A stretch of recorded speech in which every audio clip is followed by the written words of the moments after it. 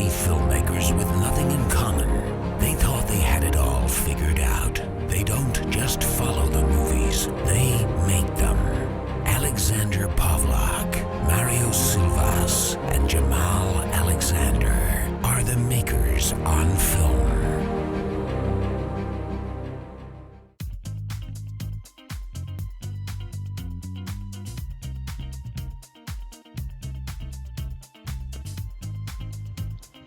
Hello. Hello, can you hear me okay? Yes, I can. Yay! Okay, is it loud enough? Yeah, you're good. All right.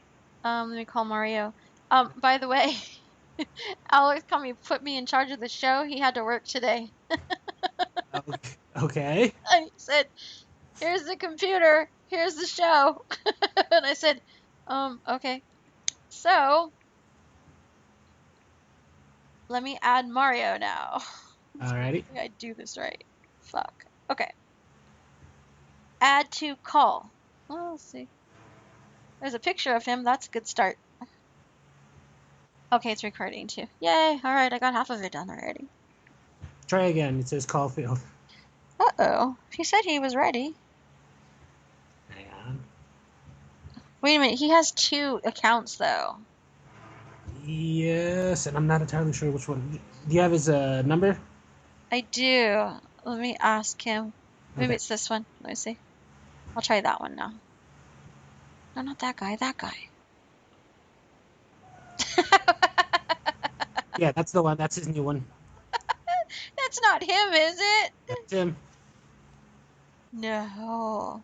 Yes. Mario? No? That's not what he looks like now. What happened to him? I don't know what you mean. Well, he grew his hair out and looks like he's lost weight. Oh, is that what's going on? That's what it looks like to me. He all of a sudden looks very anime. I don't know what's going on with that.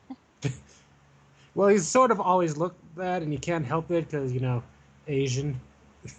I believe they call it Gasian. Asian's fine. It's 2015. How are you? I'm doing How are alright. you feeling? I'm feeling much, much better. Hang on. I think you texted me instead. I texted both of you. It's group. Oh. Yeah. I know how to do group text too. I'm pretty high tech. Wait, one of us is. Alright, well, I didn't watch that movie, I guess we're supposed to watch, because I really didn't know about this till like a couple hours ago. So, I had people just call. So, I think we're gonna have to talk about other things. Is that okay with you? Sure. Is there anything you want to talk about? I honestly, I haven't been paying attention to any of the normal stuff. Oh, I'm sure that we can find something. Like, there's a ton of stuff about Star Wars out right now, so I'm sure there's something there. yeah, and I just watched all the trailers for that thing. Oh, that thing! Yeah, the Dawn of Justice. Oh, Batman versus Superman. Yeah, I'm not impressed. What? We will talk about that. Um, You want to try calling him again? yeah, I keep calling him and he said yes. I said, "Are you ready, Mario?" And he said yes. Maybe it's the eyebrows. I'm sure it's just the hair. It's the hair. Yeah. So are you feeling okay? Yeah, I'm feeling fine. As long as I'm on my medication, it evens me out. Oh, good. What kind of medication? Do they have anything good? And nothing for pain or anything fun like that. Just, you know, Oh. stuff for my my heart to slow it down from beating too fast. Oh gosh. Yeah. Well, that's sort of weird, but good. Yeah, I've got a procedure coming up too. Should take care of all of that for me. I hope so. Okay, so he's not answering. What do we do if he doesn't answer? I Do I call him on the regular phone? Is that what we usually do? Is that the protocol? well, usually we text him or something. I texted him. I'm gonna Yeah. call him. Yeah. Mario. Oh, so I've been put in charge of um finding you guests Ah. because I used to do well, I haven't done radio in a few years, but I used to do radio. Okay. I did radio for 7 years or 8 years, like that, something like that. And then I had my own terrestrial radio show here in Tucson for like a year. And so I know how to talk to producers and stuff and get radio people. So Alex asked me to start getting you some peoples. Like he wants Kevin Smith. So I said, okay, I can try to talk to Kevin Smith's PR people and see what they need from you guys in order to be on the show. Like, so is there anybody that you would want on the show like that? Well, Kevin Smith is pretty much up there for me. Yeah. Um, I probably have to make a press packet for that, but it's not like undoable. You know what I mean? Yeah. Because for my own radio show, we were trying to get Russell Brand, and the only reason why we didn't get him on the show is because we couldn't get a time where he was available because he was touring at the time for his Messiah thing. But they were like totally on board with having him, so it's totally like doable. If you have a press packet and stuff, it's just like what kind of people would you want on the show? Um, Patrick Stewart. Seriously? Okay. Like I'm a huge well, J.J. Abrams would be the other, but I'm a huge JJ. Star. I'm a huge Star Trekkie, so So anything Star Trek. yeah. I'm texting Mario again, but it's the group text. You're Okay. gonna get it in just a second. Okay, so anything Star Trek, Patrick Stewart, J.J. Abrams, Kevin Smith. Oh, here it goes. Let me try to call this fucker. Hold on. Okay. We're starting now, Alex. Hello, everybody, and welcome to Makers on Film. I am Heather Woodward, and I am standing in for host Alexander Pollock. He is not here today. I finally got sick of him after 5 years of dating him, and I have killed him. So Yes. we'll see what happens. Don't tell anybody. We're in the desert. It'll be hard to find him. Right. It's not like we're recording any of this. I know, right? Who cares, right? I've been red flagged anyway, so it's okay. No, really, Okay. he's at work today, and he didn't want to not do the show, so he asked me to do it. My name is Heather Woodward. I did radio for about 7 years, so this is I haven't done it in a few years though, but this is old hat for me, so we'll see how this works out. With me is Jamal Alexander. Hey, Howdy. and Howdy. you are always on the show. Uh, I'm attendance. I didn't realize attendance was a thing. For those who listen in the show, you're always on though. You're like Well, I miss a few here and there, but you're one of the majors. I'm one of the three idiots that they hear every week, or almost every week. That's very cool. So we were supposed to talk about Lethal Weapon. Unfortunately, I have not seen Lethal Weapon since it came out in like I don't know, like whatever it was. Really, you haven't seen it like after that, after the No, fact? no. That movie is like rerun so much, or at least in my world it is, because I've seen it offhand at least like probably 3 dozen times. Are you kidding me? In my lifetime, I will sit through it when it comes out. I like the movie that much. Wow. Okay, well, I'll have to give it a watch. The only thing I remember about Lethal Weapon, and I don't know which one it is, because there's like four of them, I think, right? Yes. The one where the dude is on the toilet. That's the only thing I remember about those movies. Wow, was that number 3 or number 4? I want to say number 3. Yeah, and he gets stuck on the toilet. That's the Yeah. only thing I remember. And I think it was it Danny Glover that got stuck on the toilet, or am I making that up? Yeah, it was Danny Glover. Okay. That's still my whole memory of the Lethal Weapon series. There you go.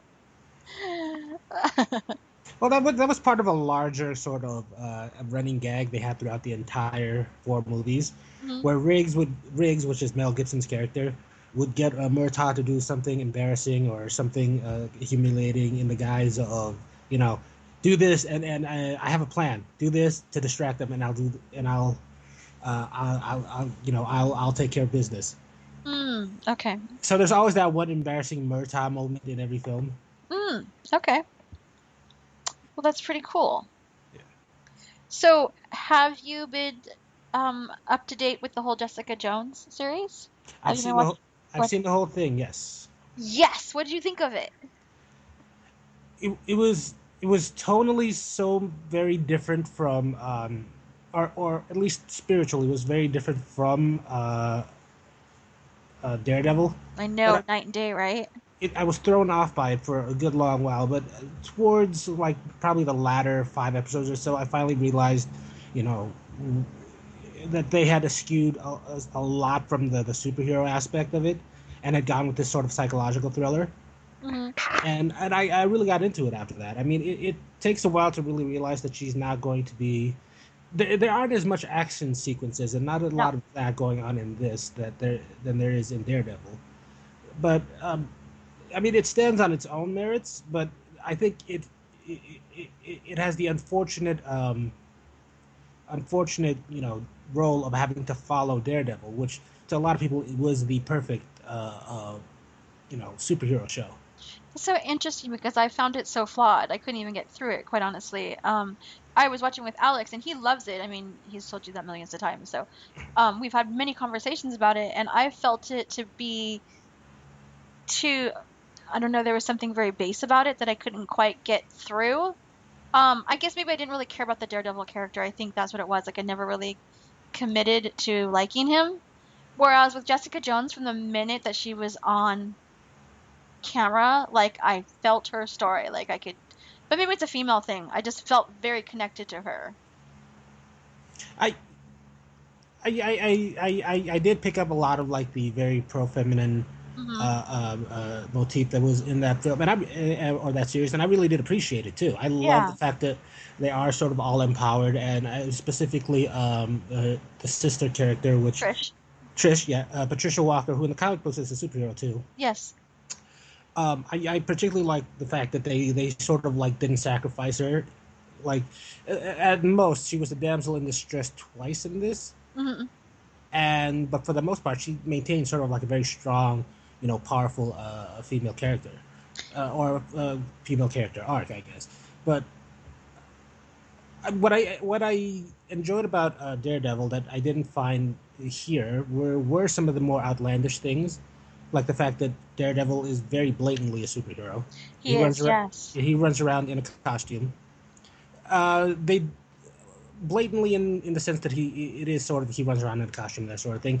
But what Daredevil did that I appreciated, I thought made it probably the best, one of the best, if not the best, superhero shows, is that it kind of strikes that balance between being realistic while still steering, while not eschewing from the fact that it knows what it is on its face.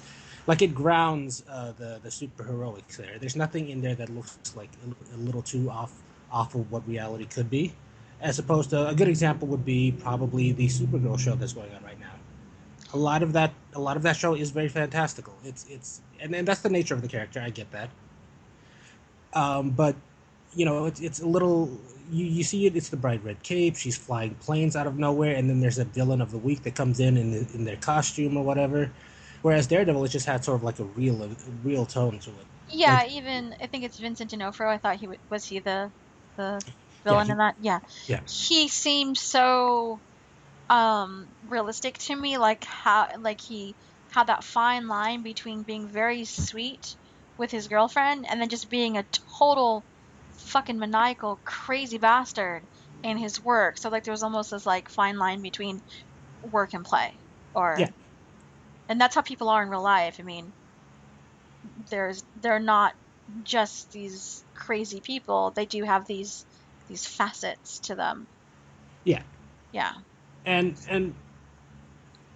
in segueing from that, I it just reinforces how different Jessica Jones is. 'Cause Yes, yes. I didn't get any bit of like the superheroics of it, and as someone who's read the original source material, Hmm. Alias, which is the title of Yeah. the actual story.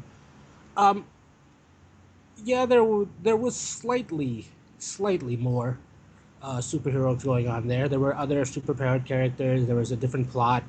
There were different elements included, like they played up the whole what gives people their superpowers kind of thing a little bit more than they did in the show, which they set up fine. I mean, it's room for another season. Yeah, they started to go into that towards the end.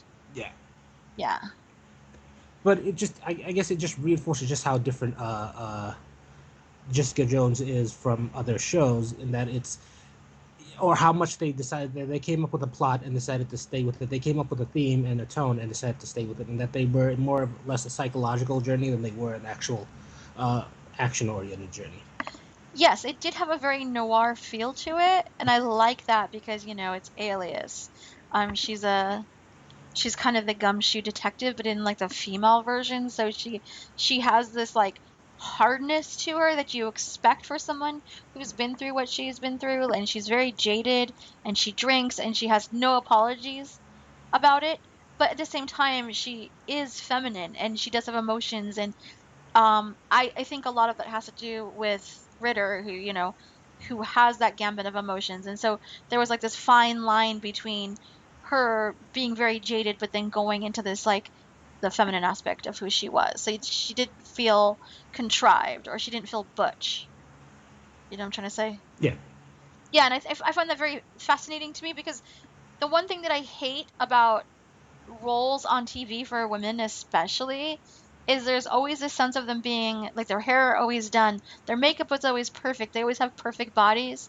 And in this, she wears jeans and t-shirts and hoodies, and her hair is not always done. She wears a lot of lipstick, but that kind of goes with the whole feel of the noir. yeah. But it's not done in a way that's contrived. Even Trish, who, for those who don't know, is Hellcat. Um, Even Trish, even though she's beautiful and she's supposed to be a starlet, she's still kind of messy. I don't know, you know what I mean? She doesn't always look perfect. Yeah, I got a more sense of that from Jessica than I did her, but Trish I guess stands out in that she's gruffer. She's a lot tougher than the She average. is. Yeah. She's tougher than the average. I don't know. I don't know Barbie doll type that we see on most Yeah, shows. yeah.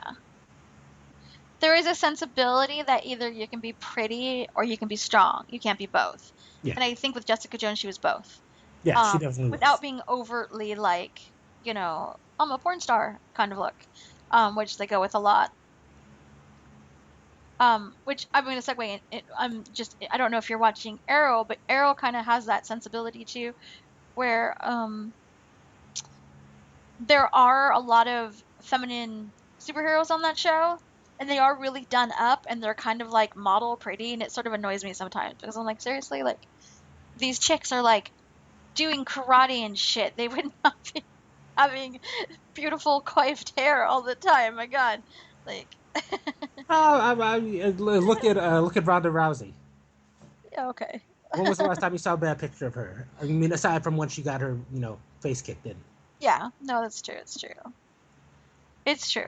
It's just I'm, there's such I guess for me there was such a different dynamic, and I think that's why I stuck with Jessica Jones because I love that it was plot driven. I love that it was more serious, um, and that she was more hard boiled. she was definitely a different cut from, let's say, to kind of keep it in the Alias theme. Remember the show with Jennifer Garner Mhm. Mhm. from back in the God mid 90s 2000s? to It was 2000s. yeah, it was early 2000s to mid Okay. 2000s, I think. She always had that sort of that weird sort of one part romantic comedy, one part spy Oh kind of thing. yes, I know what you're talking Have you seen like the Saturday Night Live like trailer for the Black Widow movie? about. Yes. That's always been sort of the norm for those kinds of shows. They always Yes. had when they walk, and it's true of Supergirl at this point. when they walk away from the superhero, it's all of a sudden it's a romantic comedy, and I like the fact that Jessica Jones is Jessica Jones from episode 1 to episode 13. Yeah, But she's hard boiled and she's gruff and she's rude and she's all these things that are atypical of or not typical of of strong female leads in television. yeah, and she has a really hard time with her lead love interest, Cage. I mean, he's as tough as she is. They're like the perfect. I mean, they get married in the comic books, but and I don't know if they're gonna go that direction with the show, but and they have a kid too, which I think is really weird. But because you never see superheroes have kids, but she even has trouble with him. Like she can't turn it off, and that's how it is in real life. When you're jaded. I mean, I'm pretty jaded, and I can't just turn it off. Like it affects my relationship definitely. I'm glad you bring up Cage. I think that's one of the things that kind of sort of turned me off a little bit about the series. You didn't Because like Cage? I no, actually, I adore Cage. I think he's one of the most brilliant ever created characters ever. At least this new version of him is in recent years, where in a world filled with yellow tights and capes, the guy fights crime in jeans and shirts, Yeah, and and he doesn't have. Luke Cage is an alias. Luke Cage is an alias, but he doesn't have like a superhero name or anything like that. He's yeah. just Luke Cage. He goes out and fights crime. And I always thought that was a brilliant thing to actually have in something like the Avengers, which he was a long-running character in. Hmm. But it looks like they're going in a different direction with this one, in that he's not the hero for hire at the beginning of his career. And I didn't appreciate the fact that his past and Jessica Jones's were so linked. I didn't like that. I thought it was a little too heavy-handed. I thought, what are the odds of two superpowered people finding their way to each other the way that they did? I mean, that's, one in a billion type thing. I would have appreciated more if they just known each other professionally as, like, superheroes or just do-gooders or whatever. Hmm. Because I can easily see Cage, like, segueing from hero for hire in the comic books to just being another PI the way that, or summon server, because she does that a bit in the first episode. I'd rather they just known each other professionally instead of having to incorporate, really A tie their wife. story. Yeah, really tie their stories together like that. I thought it was just a little too much. It's like when you make, Clark Kent and Lex Luthor high school buddies. Yeah. That's going a little too far for me. I agree with you. It is a little contrived. I did not know that was not part of the source material. I have not read the comic books. I have only scanned them. Yeah. There's a difference. Um, so I did not know that. If I had known that, I probably would not have liked it. I kind of overlooked it though when I was watching the series. Yeah. I was like, okay, so this is one of those contrivance plots that you have to put in there for, emotional context. But I mean, it's a great story arc. But yeah, you're right. It is a little contrived. Yeah, I mean, in the books they meet professionally. He actually meets Jessica Jones when she's in a very bad place right after her experience, because she used to try a wannabe superhero before meeting Purple Man, met him, had that experience, left and became what was sort of like the Dark Avenger jaded type. Hmm. And then Luke Cage shows up and says, "What are you doing? Get your act together." And then she decides, you know what? I'm going to put away the costume, and then becomes a PI after that. So they've known each other for quite some time in the books. Okay. Okay, that makes more sense to me. Now, what did you think of Kilgrave? I thought he was an absolutely brilliant. I love that actor, David Tennant? Tennant. Yeah, David Hmm. Tennant. I think he's one of the better actors out there. I loved his portrayal of this character, and I was listening to certain interviews in it before I saw the show. Hmm. And one of the things that he kind of hammered home, when he was asked about it, says, this is all he knows. He doesn't know he's evil. He just is. He doesn't realize it. Right. And and I saw that come through in the character, in the role, and I thought, it was brilliant on his part to really pick that up and go with it, because it makes his story a little bit more compelling, Hmm. because it makes his character less one dimensional. That's a criticism that people have about the movies. The Marvel movies, all the characters are one dimensional. Yeah, they are. Whereas in this one, you kind in with Kilgrave, you kind of see like and this is the benefit of having 13 hours to actually tell a story. You kind of see all the facets of that character, why he is, and how he goes about what he does. He's not sort of just like this megamaniacal caricature. He's an actual person, and who with a flawed person with a troubled background. Yeah, you almost feel sorry for him for a second in the middle of the arc. You really do. You almost feel like, whoa.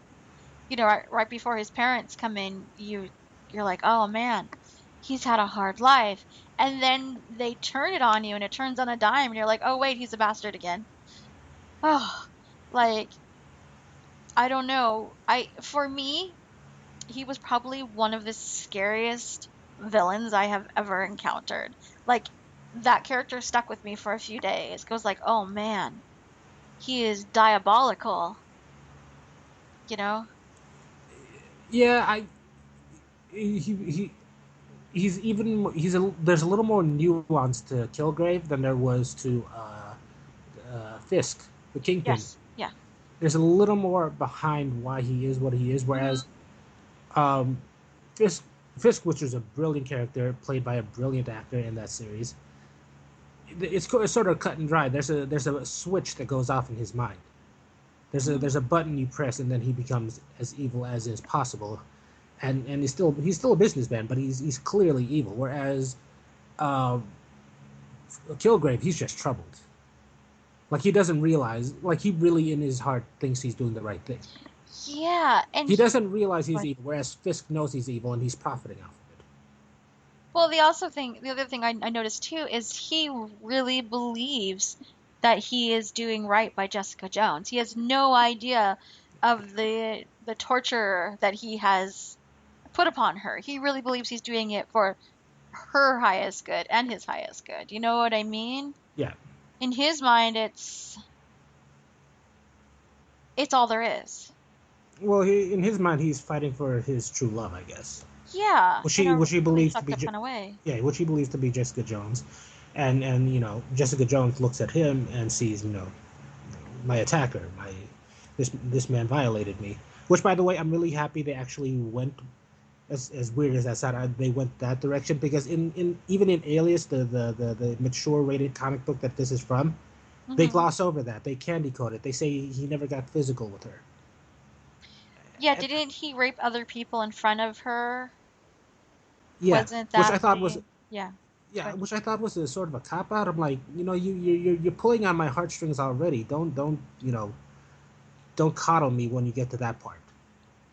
Yeah, I found it in that conversation that they have in the house where she's like, "You raped me," and he's like, "I have no idea what you are talking about." Like in his mind, he really believes again that he is doing it for her highest good, that this is what is meant to happen, and so he's just moving it along.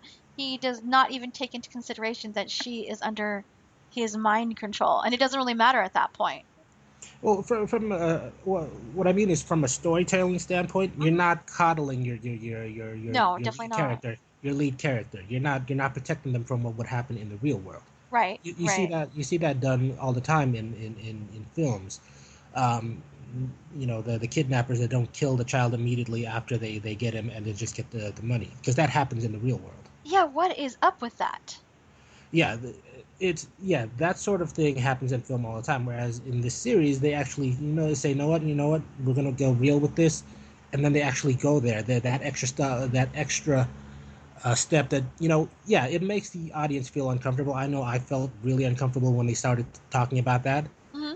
but looking back, I'm going, yeah, at least I feel like they were telling a real story because Yeah. in the back of my mind, I really wanted them to sort of protect the character, Hmm. but as I think about it more, you know what? They told me an honest story, a real story. They didn't coddle me, the viewer. They Right. didn't. Yeah. And it puts her So I PTSD and her anxiety totally. I mean, from the very beginning, you see that she is really messed up by it. She's definitely got some PSD going, and she goes into these anxiety like spirals, and you really kind of see it unfold. You really see, you're like, why is she like this? And you start you really start to get to know Kilgrave, and you're like, oh, well, that's why.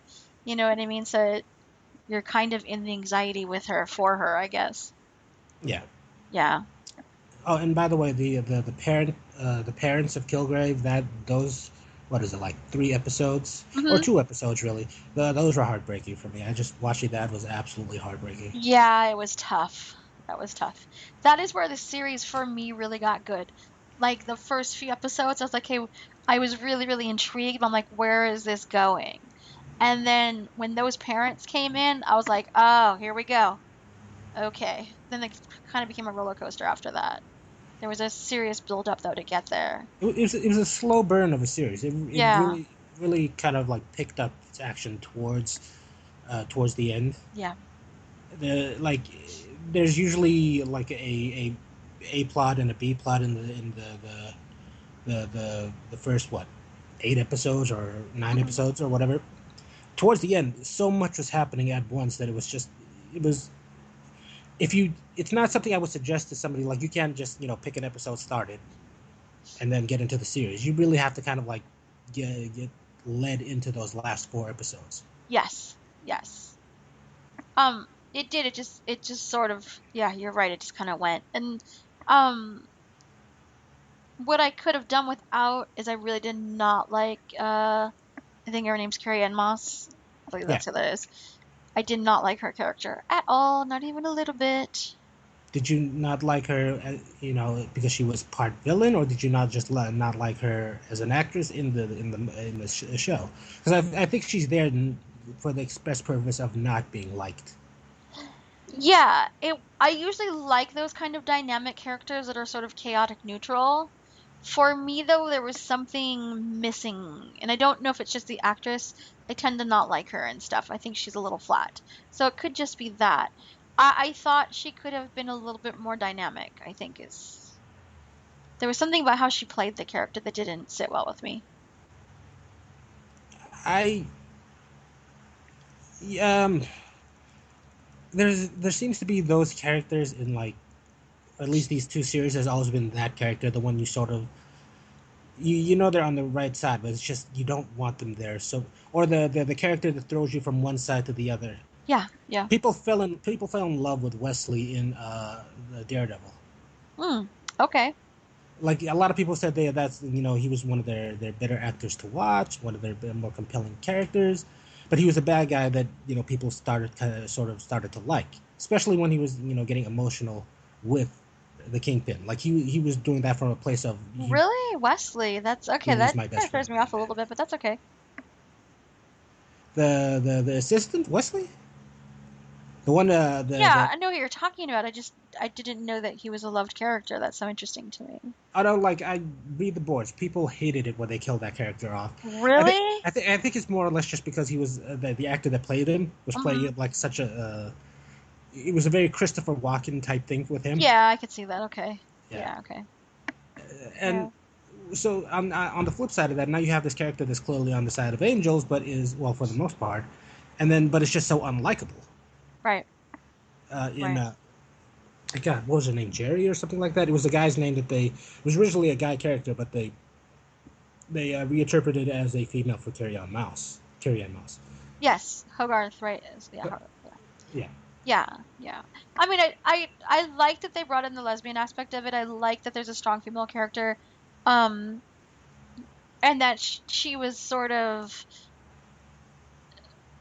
it's rare that you see women who are able to make those tough decisions.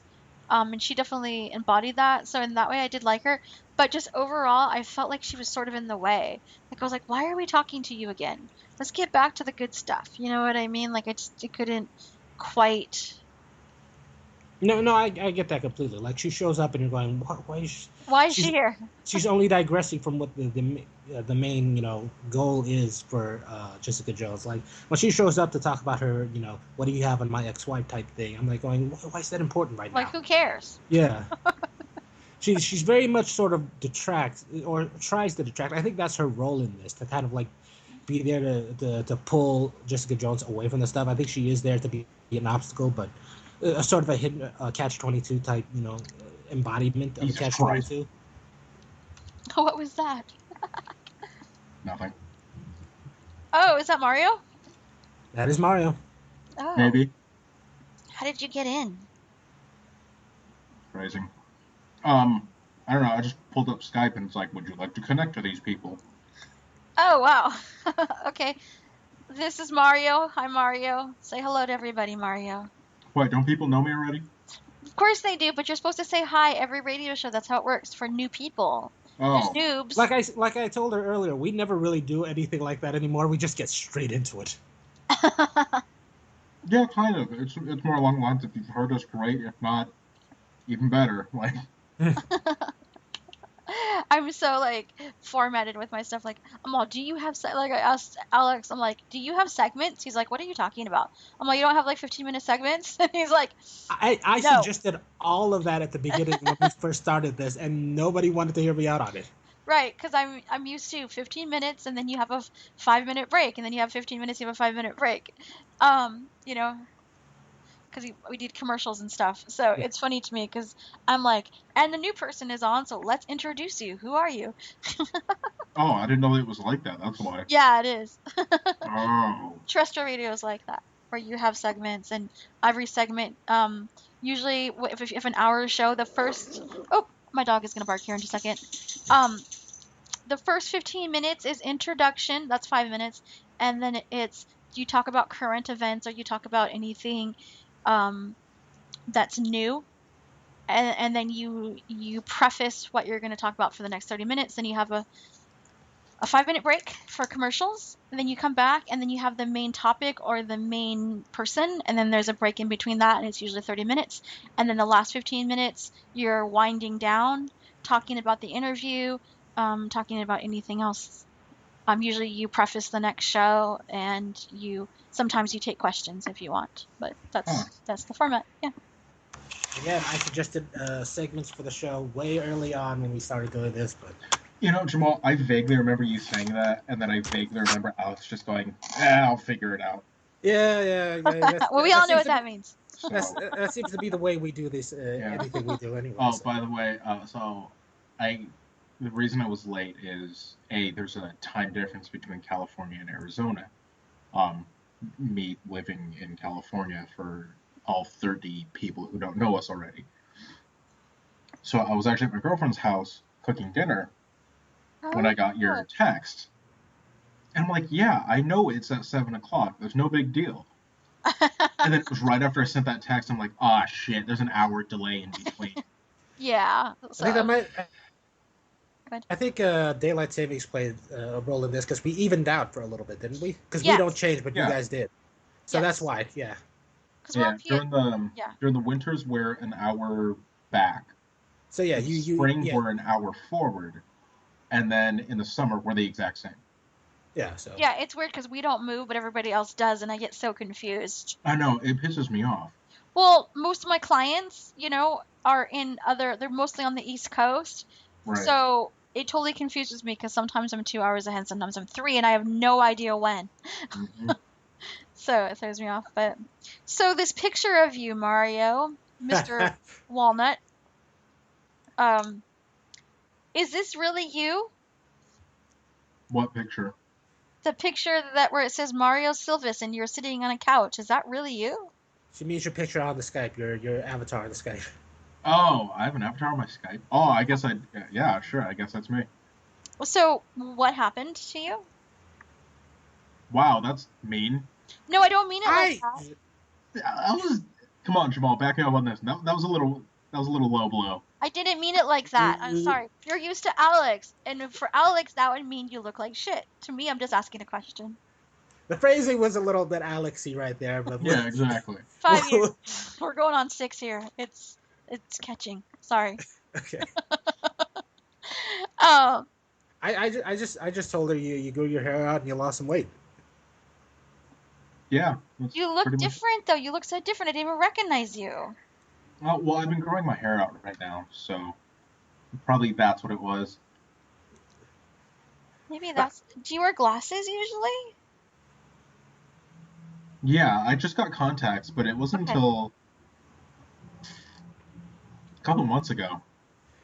He's Clark Kenting right now. That's what this Okay, is. that's what's starting me off. Well, no, I'm trying to. Well, I'm not like trying to like skirt around it. I'm trying to find my picture, Yeah. the one that I put on there, but I can't figure out how to do that. Isn't it Oh, like, profile. yeah, just look at the Oh, here we go. side. Yeah. I think it's the not having glasses that's throwing me off. Yeah, I think that's what it is too. No, Are you I sending? got contacts not too long ago. I actually prefer them better. Do you? Oh yeah, they're so much easier Do you because you like pop them sticking things in in your eye? occasionally. I mean, this morning I fucking went blind for a minute. Hmm. The so every couple of months you have to change out your glass or your contacts, Mm-hmm. and I did that this morning, and I forgot to wipe off the old like the what's it called? It's basically a sterile acid Mm-hmm. that's on the new contacts.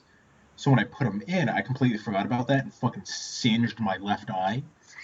And it was so much pain. I'm like, what the fuck is wrong with me? And it wasn't until like 10 minutes later, like I'd wash it off and then I put them in again. And I'm like, what the fuck was that about? And then it finally clicked. I was like, oh, I'm dumb. So wait, so the contacts you use, you only have to put in every few months? You don't take them out? No, I take them out every night, but they last Oh, me like 2 months ish. yeah, that's what my sister said too. She buys the same ones you do Yeah, probably, where you use the same contacts for a few months, so you only need like 4 pairs a year or something like that, or 5 pairs yeah. a year. Hmm. Well, I got a 6 month supply, which is one, two, three, 4 pairs. Oh, okay. So, I mean, they last a pretty long time, which is really nice. That's cool. I want to do that, but I don't know about my finger and my eyeball. I'm still kind of about it. Honestly, after like the first couple of like days, Hmm. essentially, didn't bother me at all. Oh, really? Yeah, because you're like, there's something in between your finger and your eye.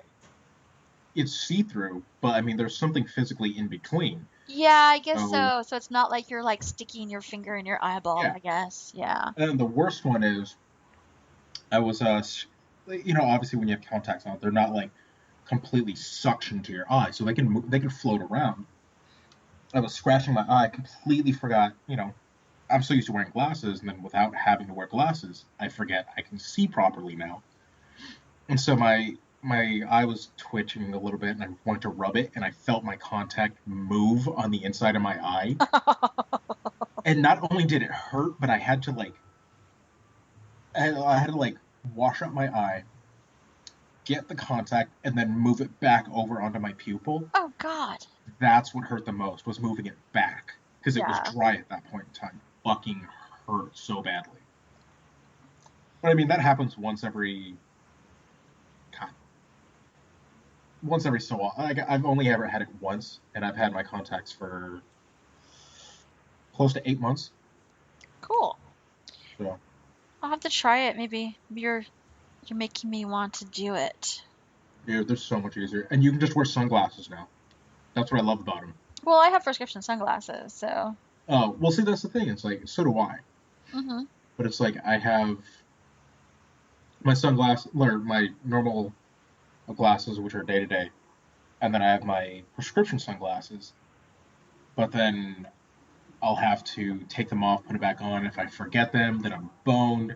So now it's just I have a pair of sunglasses no matter where I go, always on me.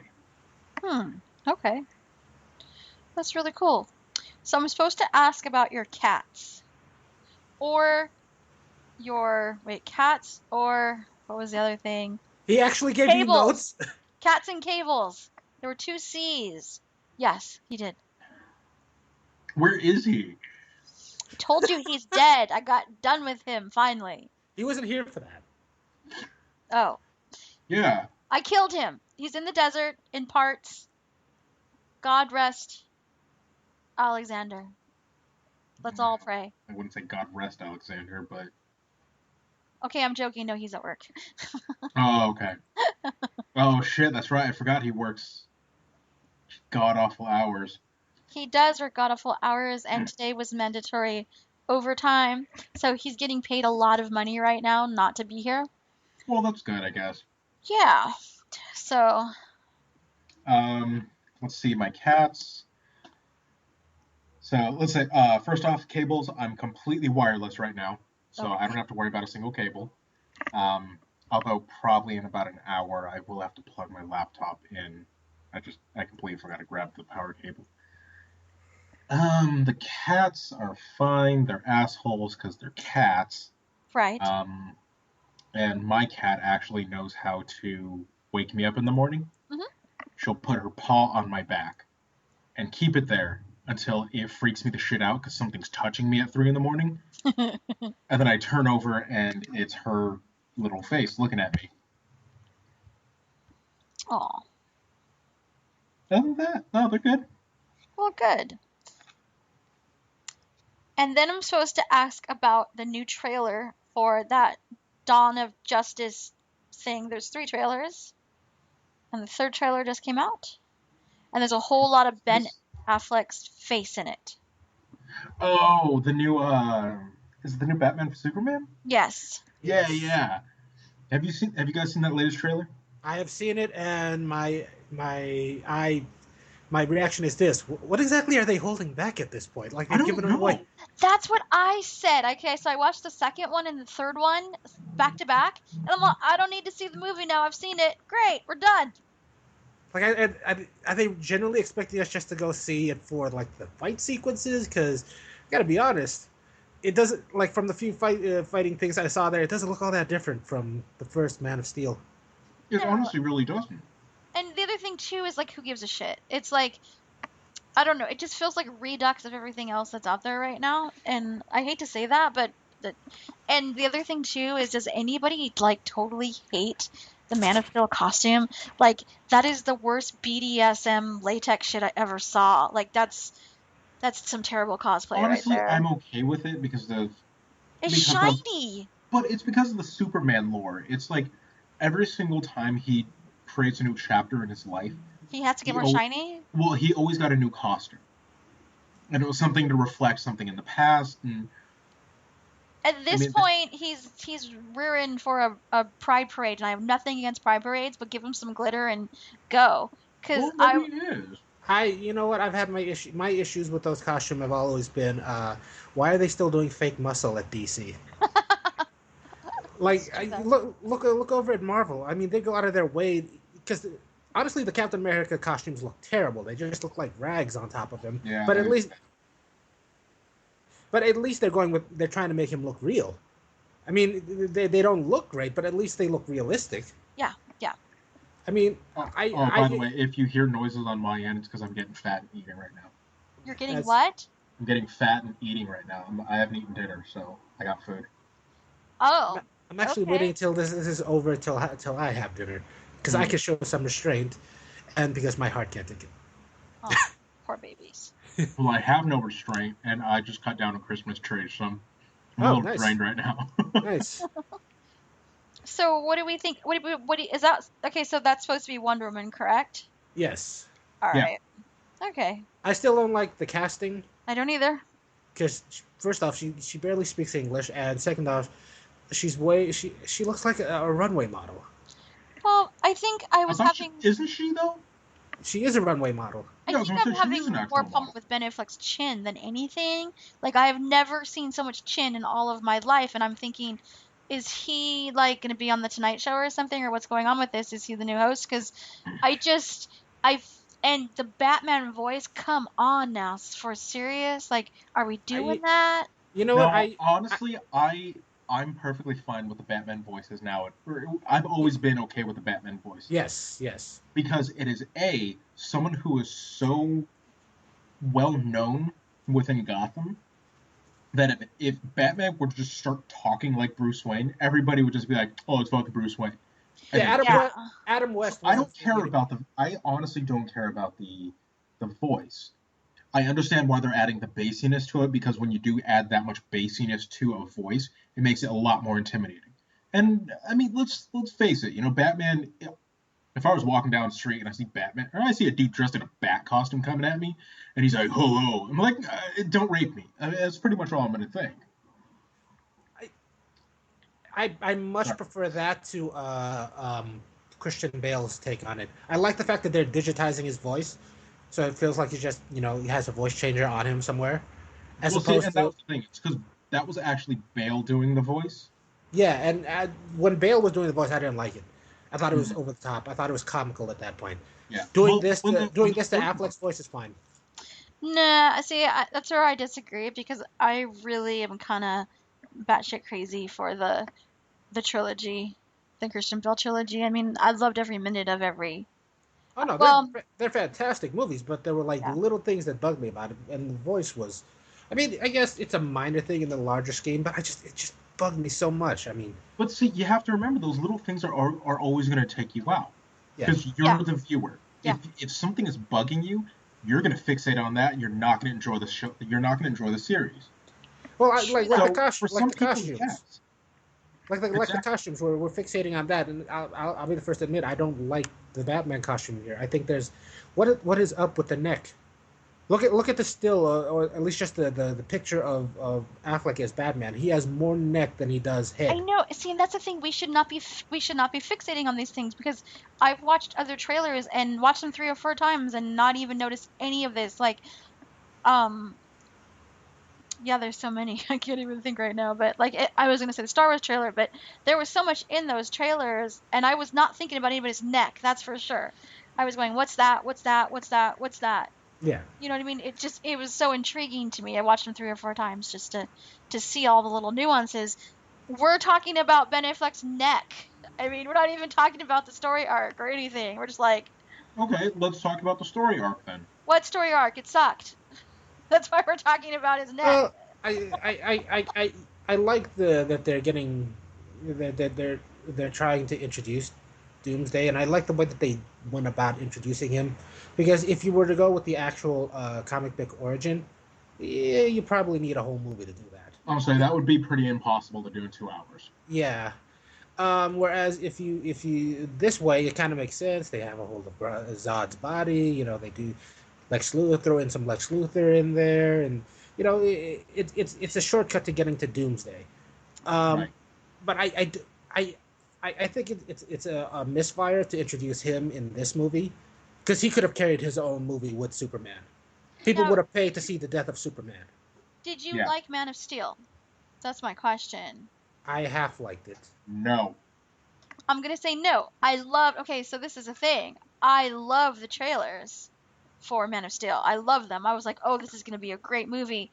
And Yeah. then I don't know what happened there because the second half of that movie was a whole other movie. It did not make any It seemed like sense. they ran out of a script and they were Yeah, making it up. they're like, oh shit, we would have just write something quick.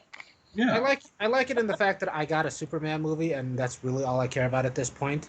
Because I love Superman, and if I can get anything, I'll take it. But they missed the tone completely of Superman. They did. You know who made a great Superman movie that nobody loved? Superman Returns.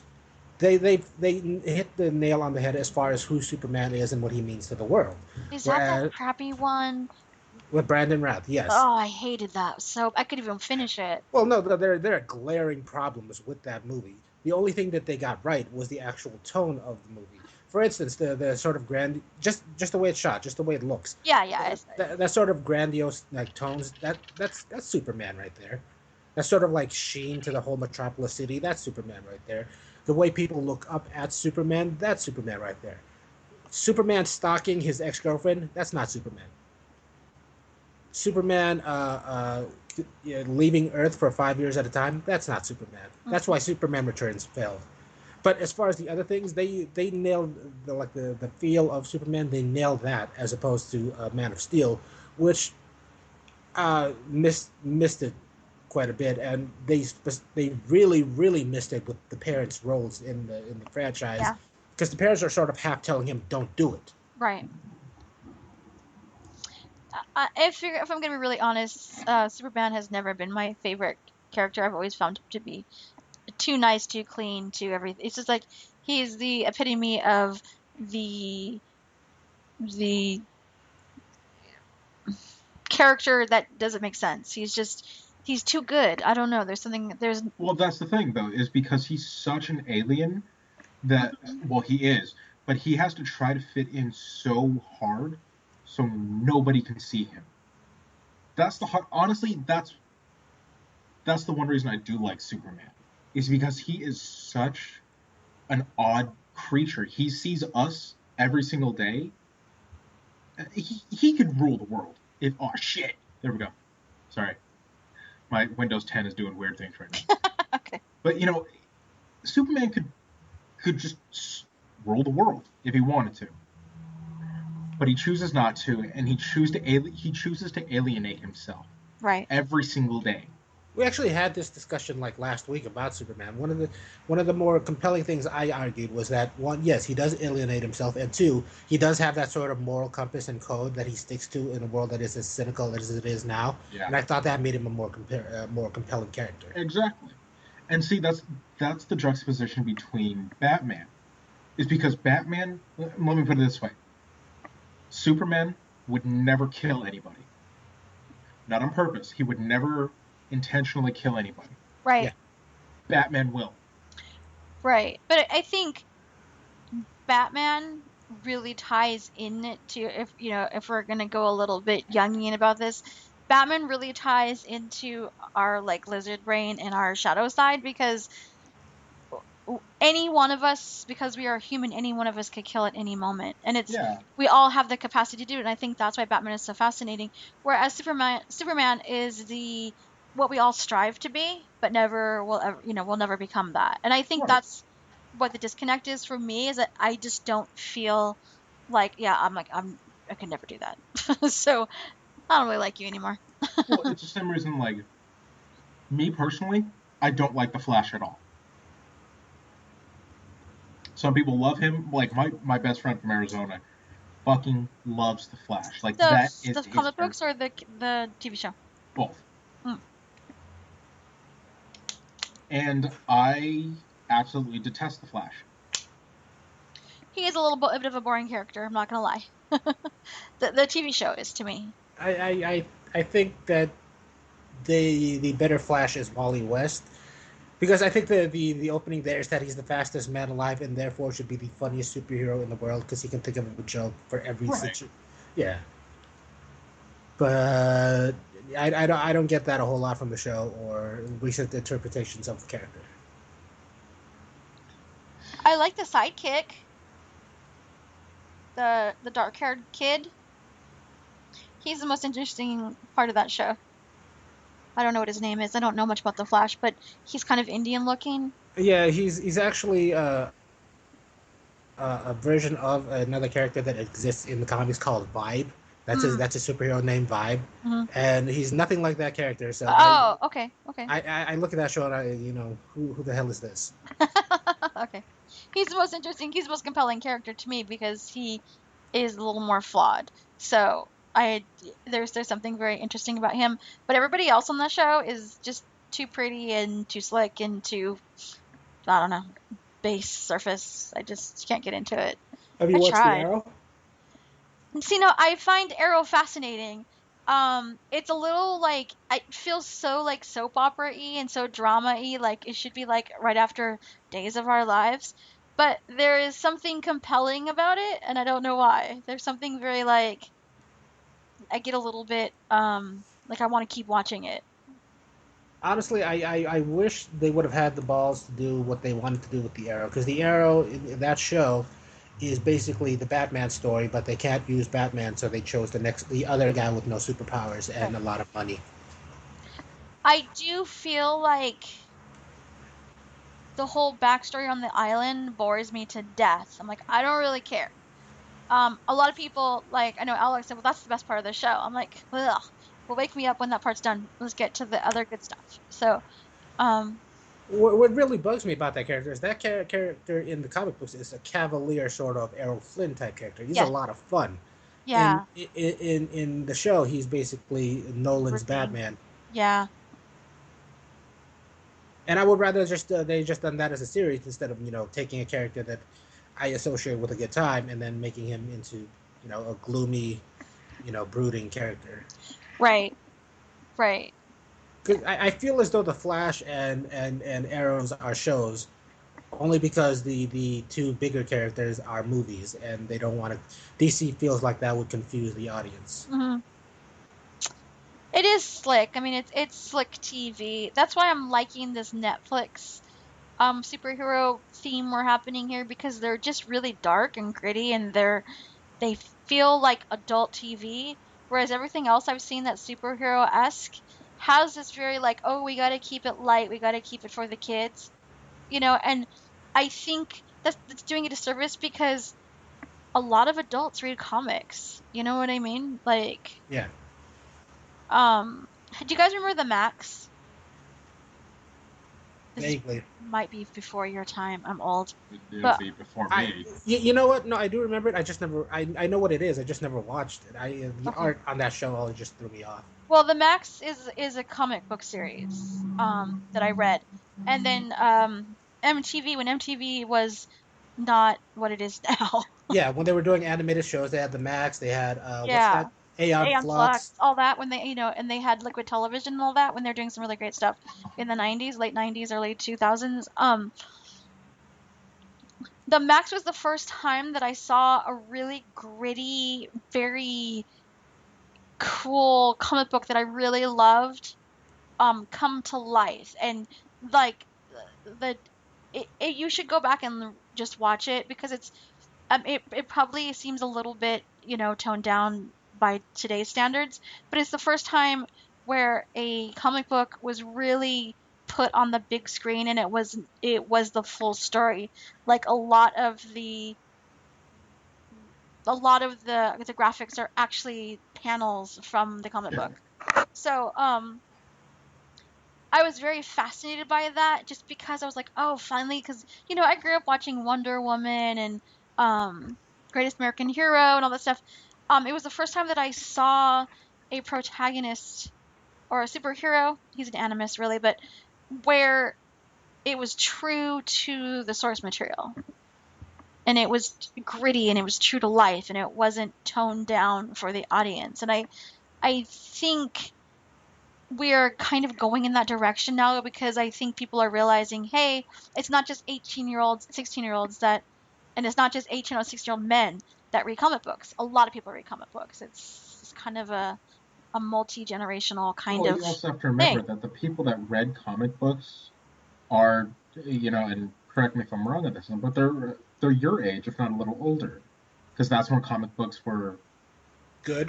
those were the thing to do. Yeah, Like yeah. that's what you read, Hmm. and and so when your generation read something, then you pass it on to your kids, and then your Yes. kids are like, "Holy shit, mom, dad, I just found this comic book series here," and then they give it to you, and then you read it, and then they read it, and you guys get a hold of it like that, and then you pass your comic book series onto your grandchildren. So it's like comic books were always popular, but it wasn't until recently that it was the norm. Mainstream.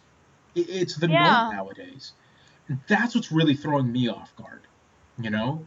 For the fact that we can have an entire conversation on Batman, but we've never read the comics. Yeah. Like what the hell does that mean? Well, I have You read know, the comics, but well, and so have I. But but I know what you you mean, see what though. I'm saying though. Yeah, Yeah, yeah. you can have an entire conversation about Star Wars. If you get into the canon, you can have a conversation on that. You can have a conversation on Marvel, DC, Hmm. any of the crossovers, Yeah. anything that you can possibly have. But if you think about it, 70 years ago at this point in time, could you? No, I don't think you could. I kind of did that with Star Wars, because, Star Wars is really big when I was a kid. The first series I saw, I was a little too young to see the first run of the first movie. But I did see it later on in the theater, and then the second and third movie, I was old enough to go to the actual premieres. So Right. I went to the premieres. And I remember when my son was little, the other trilogy came out, the crappy one. Yeah. And I remember it being so important for me to show him the old movies and then bring him into like with this new generation with the Phantom Menace. I remember it was like almost like a rite of passage for me. Yeah. So I think that's kind of how comic books used to be. It was almost like this, like, here, let me give you a little taste of my childhood. Yeah. And it's so funny because a friend of mine, we actually got tickets to go see episode 7. What's the name of that one, by the way? I really don't even know. The Force Awakens. Force Awakens, okay. So we got tickets to go see Force Awakens opening night. Super excited. 18th? 17th. Me too. Woo! Yes. 8 p.m. IMAX? Yes. 3D? No. Haha. That shit hurts my brain. I don't like the 3D stuff. It's just I do. It actually takes away from the way it looks for me. It does for no, me. I love it. We were doing IMAX 3D 17th, 10:30. Yep. Oh, my dog barked. Sorry about that. Go ahead. Is that what's it, the pug? No, oh, I have some bad news. No, don't shut your mouth. Shut your mouth. He didn't. Yeah, he died today. Today? I'm not joking. Yeah. No. I know I seem really cheerful. I've been crying all day. No, I miss him. Yeah, he died. I'm so sorry. I was supposed to tell you and I forgot. We got talking about Jessica Jones and I got all crazy. For those who don't know, we have a family dog. His name is Willie. He's a pug, and he's been in the family for like almost 12 years. I think he was either 11 or 12. And he's with my sister right now. And he was throwing up last night, and so she gave him some Gatorade and some Pepto-Bismol, which you're supposed to do with dogs to help them stop. And he stopped, and then in the middle of the night, he woke up and he couldn't breathe, and she said he was seizing, and she thinks he had a heart attack. So they rushed him to the hospital, and he died in the car on Ofina's, my niece's lap. Oh God. Yeah. Oh no, I'm gonna start crying. God, I'm so sorry. It's okay. He was like, I didn't realize how many lives he affected because like everyone, all my friends are like, oh my God, it's not true, is it? And I'm like, yeah. And it's just like everybody who knows our family is like gutted right now. Like that little pug, like touched so many people. He was the greatest thing in the world. I know, right? I still remember the first time I saw him. He didn't run toward me. He hopped. It was the greatest thing in the world. I'm like, holy shit, he's a tube of meat with legs. He's the coolest thing in the world. Yeah. Oh, But God, I'm so sorry, sweetie. Sarah, it's okay. Sarah is gutted because, of course, it happened to her, like, right in front of her, and she's, it's, when Alex's cat died, she basically died in our arms we were actually in the hospital, but, she literally just, like, fell over, and I had to pick her up and take her in the car, and she was seizing. It is the most scary thing. I see pictures of her and I still start crying just because like to watch an animal die like in your lap or it's just it messes with you. Yeah, so my sister is like gutted because she was in the car with him and then they took him into the hospital and the doctor said, "Oh, he's basically dead. We can't do anything." Yeah. So she's been crying all day. Oh, I know, right? I'm gonna text her in her bit. Oh yeah. So she's really hurting. I don't think we all realized how much we were affected by this little dog. Because, like, my sister, I was just Facebooking my sister just now, and my other sister. I have a bunch of sisters, just so you know. Yeah, I know. It's good. Mario knows. There's a bunch of us. But, I was texting my other sister, and she said that we've had a lot of deaths in the family in the last 5 years, and none of them bothered us. And she says, but for some reason, this stupid little pug is making everybody freak out. Like, she's like, I never, ever... Well, because everybody knew him. I know. Everybody loves him. He was the chillest dog I've ever met. He was the chillest pug I ever met. Yeah. And, you know, pugs, for the most part, are all really calm dogs. Yeah, not really. Well, like, he was. That was the thing. Like, he was he had a lot of energy. For being so goddamn old. But at the same time, when it was, like, time to, like, just chill and relax, like, I remember him snoring and drooling on my leg. True. It was the grossest thing in the world. But I you was loved like, it, right? yeah, and I'm like, oh, I'm gonna rub your belly, just shh, puppy. Yeah. He was such a sweetie. Cause he's so funny. He actually started out as the pet of my son's stepmom, and they didn't want him anymore, so Sarah took him, and then Sarah gave him to me because she wanted to keep him in the family while she was going through some stuff with her ex-girlfriend. So I kept him until she wanted him back, and then she wanted him back after 5 years later, and then he died like 3 or 4 months after she. Oh Yeah. God. I know. Fucking rip your goddamn heart out at that point in time. Yeah. But he was the good news is though is that he was really happy like towards the end, like he had a little dog friend, Kobe. Kobe, yeah, little rat. Yeah, and he got to swim at the beach, and he was on a pug vacation basically. So he swam a lot. Ow. And sorry, my dog bit me. Um Fight him back. we have a lot of dogs. Fight him back. But he swam, he went hiking, he was eating awesome food, homemade food. So it's not like he was Well, in doggy heaven. I would recommend. I would like to have a moment of silence for the little guy. Okay.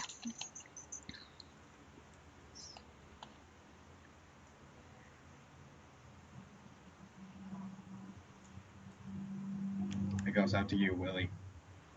Aw. Although I do remember, because I could never remember his name. I used to just call him Pugsley, No. and you would get so angry at me. His name is Willie. Oh, that's right.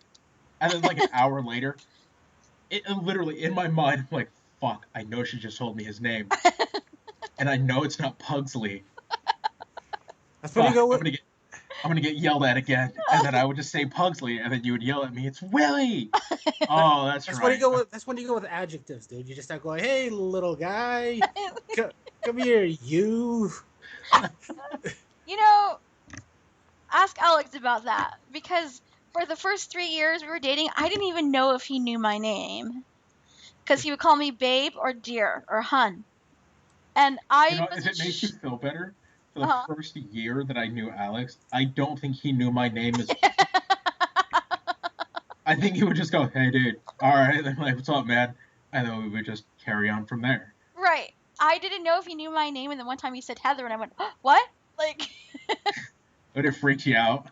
yeah, it did. Jesus. I was like, "Oh my god, you know my name?" He's like, "I've always known your name." Well, no, you didn't. Like, prove it. I want that in writing. What'd you say? I want that in writing. I'm gonna give you a pop quiz later, just about who I am and where we met. Where we met. Who are you again? Our we have always bonded through movies. Our first date, we got in an argument about Fight Club for 3 hours.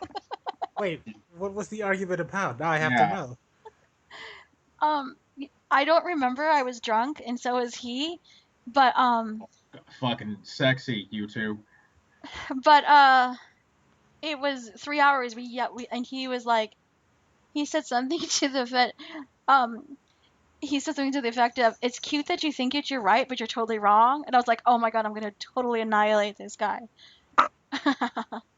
And then we used to fight when he was in school. We used to fight over text about like movies that I didn't like that he liked. Because I don't really like the Blues Brothers. Sorry, Alex.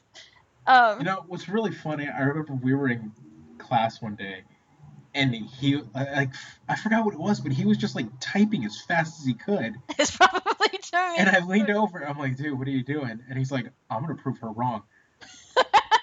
Okay, dude. Like, what's going on? What are you talking about?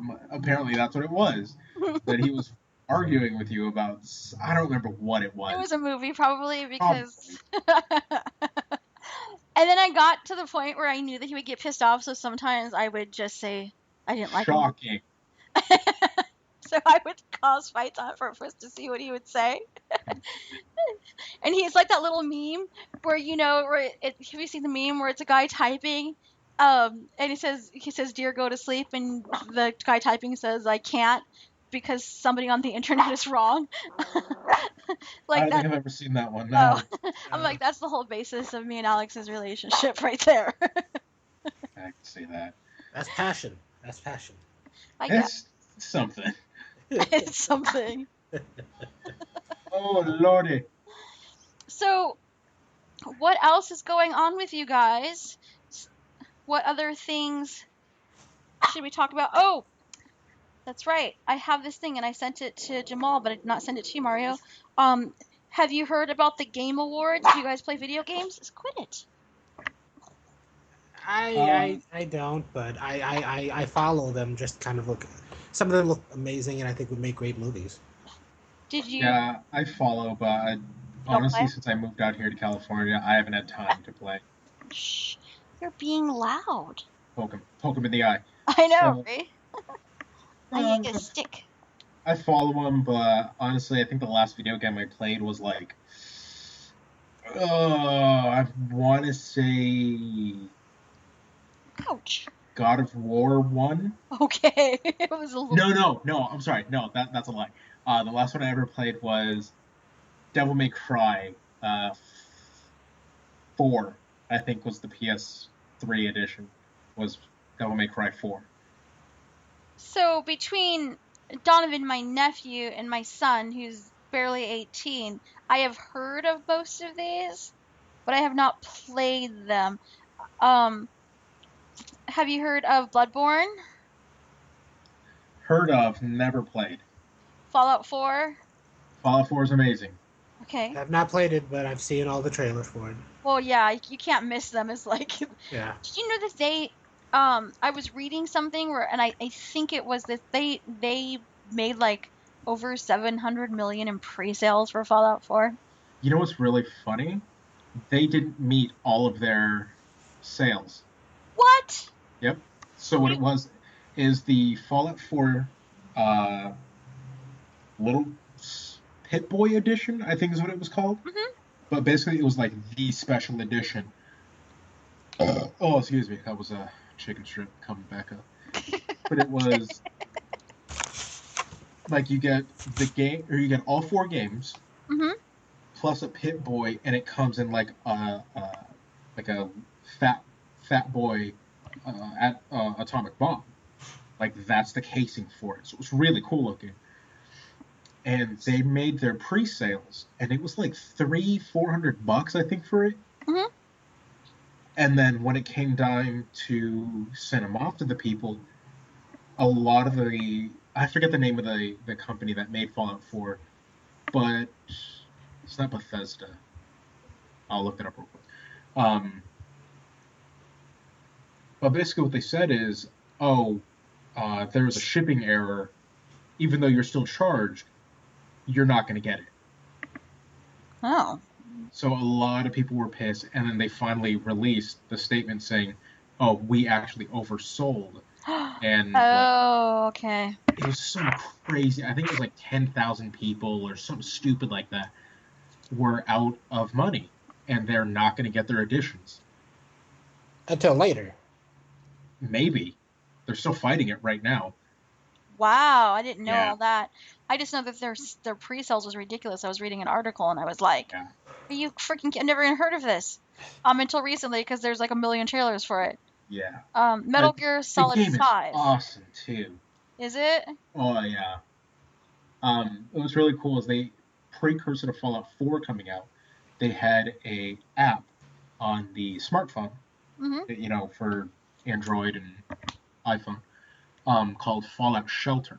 And Oh. basically, what you do is the same thing that you do in the game, ish, but you can make your own vault, and then you build all the people up. You don't go out and explore, but you build your people. It's like Sims. Oh, okay. It was really fun, and I think it was like 6 months before the game came out. The app came out for the phones, and then when Fallout 4 came out, everybody was so excited, and then they were all disappointed by it because a whole bunch of people didn't get their editions. That sucks. Yeah. So what about Metal Gear Solid 5, The Phantom Pain? Looks pretty cool, actually. Super Mario Maker? Super Mario. I never even heard of it. I didn't know Mario was still around. Oh, Not yeah. Mario, but Mario. It's basically Super Mario meets what is that? Minefield or whatever. Oh, really? Yeah. Hmm. And then The Witcher 3 Wild Hunt. Ow. I think I've I'm about to see seen the trailer for gameplay that. for Witcher. What is that? There's 3 of them? Yeah. I played the first one. I played the first one. It was really freaking good. Is it? Oh, I loved it. Oh shit! No way. Oh, sorry. I'm looking at the overview for Super Mario Maker. Oh, okay. It's kind of cool. You can like design a game, or you can design a level on Mario, Oh, and cool. then play it. I'm assuming because it's on the Wii U, it'll be open to anybody who downloads your map, which is pretty cool. I've heard of Bloodborne Fallout 4. Bloodborne, Donovan really loves, my nephew. He's like totally into it. The other ones, Metal Gear I've heard of, but the other 3 I had not heard of. Witcher 3 is the one that won Game of the Year, by the way. Oh God, yes, it deserved it. Over Really? Arkham Knight. I don't care about any other game, but Witcher 3 was an amazing game. I played the first, I want to say first hour and a half, like storyline wise, maybe about an hour. I played about the first hour of that game. It was so goddamn good. I guess Just the combat system, like it won Best Role Playing Game too. Yeah, I was gonna say it's almost like you're the character. I know that sounds like so every RPG, but it's true. Yeah, it's like you're that person. It was so much fun to play. So it beat out Arkham Knight. Yeah, it did. That sucks. It did. Arkham Knight got best. Well, it was nominated for like best direction or something like that, or. Yeah, Mortal Kombat 10 won for best fighting game. I find that to be hilarious. I actually played that just recently. It's fun. Yeah. Wait, who are the other nominees? I can't think of another big game that came out that was a fighting game. Street Fighter 5. That isn't out yet. No, let me look really quick. Guilty Gear XRD. Guilty Gear's okay. Rise of the Incarnates. And Rising Thunder. Never heard of those. I have never heard of those either. I thought SF5 was out already. They're still coming out with trailers for Oh, no fucking way. No, it's not out yet. Yeah. They're still coming out with trailers for each of the characters. No, honestly, I'm a little surprised Smash Brothers wasn't on there. No, it wasn't on here. That's what I'm a little surprised at. Because that was a great goddamn game. I'd still play it with my friends. It's not even a story. It's just you beating on your friend. Come on. That's good enough for me. Yeah, like that's all you. Honestly, after like 5 drinks, you're just like, fuck it. I'm gonna beat somebody right now. It's mindless fun. That's all that game is. It's a lot of fun. Now, I'm supposed to ask you also about Chris Reborn. Have you guys heard any updates on that? That is such a mindfuck story. Like, the minute that Alex found out about it, he's all, dude, check this out. I'm like, no fucking way. Like, are you kidding me? Crazy story. I haven't heard anything lately about that, actually. But where did you guys leave off with the horrendous story of Chris Reborn? We were talking about Mikey did an interview. Yeah, our buddy Mike. Hey, you know Mikey. I know Mikey really well. Yeah. I was like, Mikey, I'm going to take you down on TV, Roper. Yeah, but he... Well, I'm still trying to find that interview. I can't find it anywhere. I have it. I can send it to you. I kept it. Yeah, I'd love to see it. Okay, yeah. I think it's the greatest thing about that episode, that interview is specifically. I will Facebook it to both of you. What I find to be the best thing about it is that the look in Mikey's face is like, I've been waiting years to see this. I can imagine, Yeah, he was a piece of shit to Mikey as well. I know. He's a piece of but shit. Victor, I mean, come on, what he did with Victor was crazy. Yeah. Well, see, that's the thing, though, is he got Victor right then and there, and then Victor was done with him. Yeah, it was done. Mikey, I love Mikey. He's a really good guy, and he gave that guy so many chances. And also, he needed to ride home back and forth every day, so he kind of put up with it. But after he went to jail, I mean, Mikey was just like, fuck him.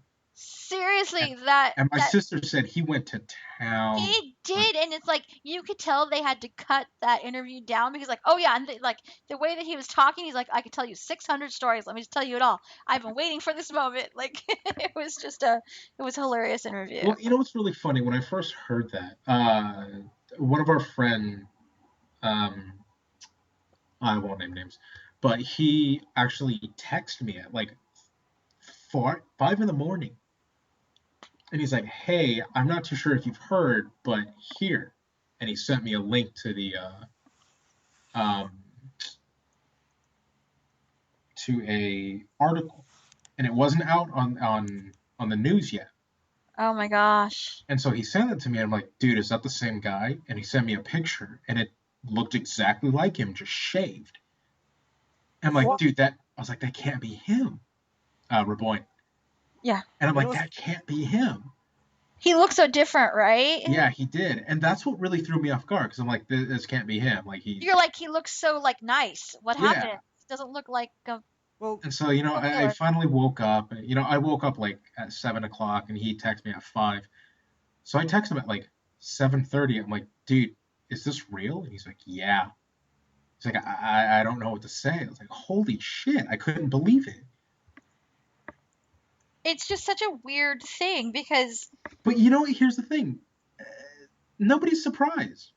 I know that's what I was just gonna say. Nobody, like, you tell it, they go, no way, and they go, well, I'm not even that surprised. Yeah, you're like, oh, dude, really?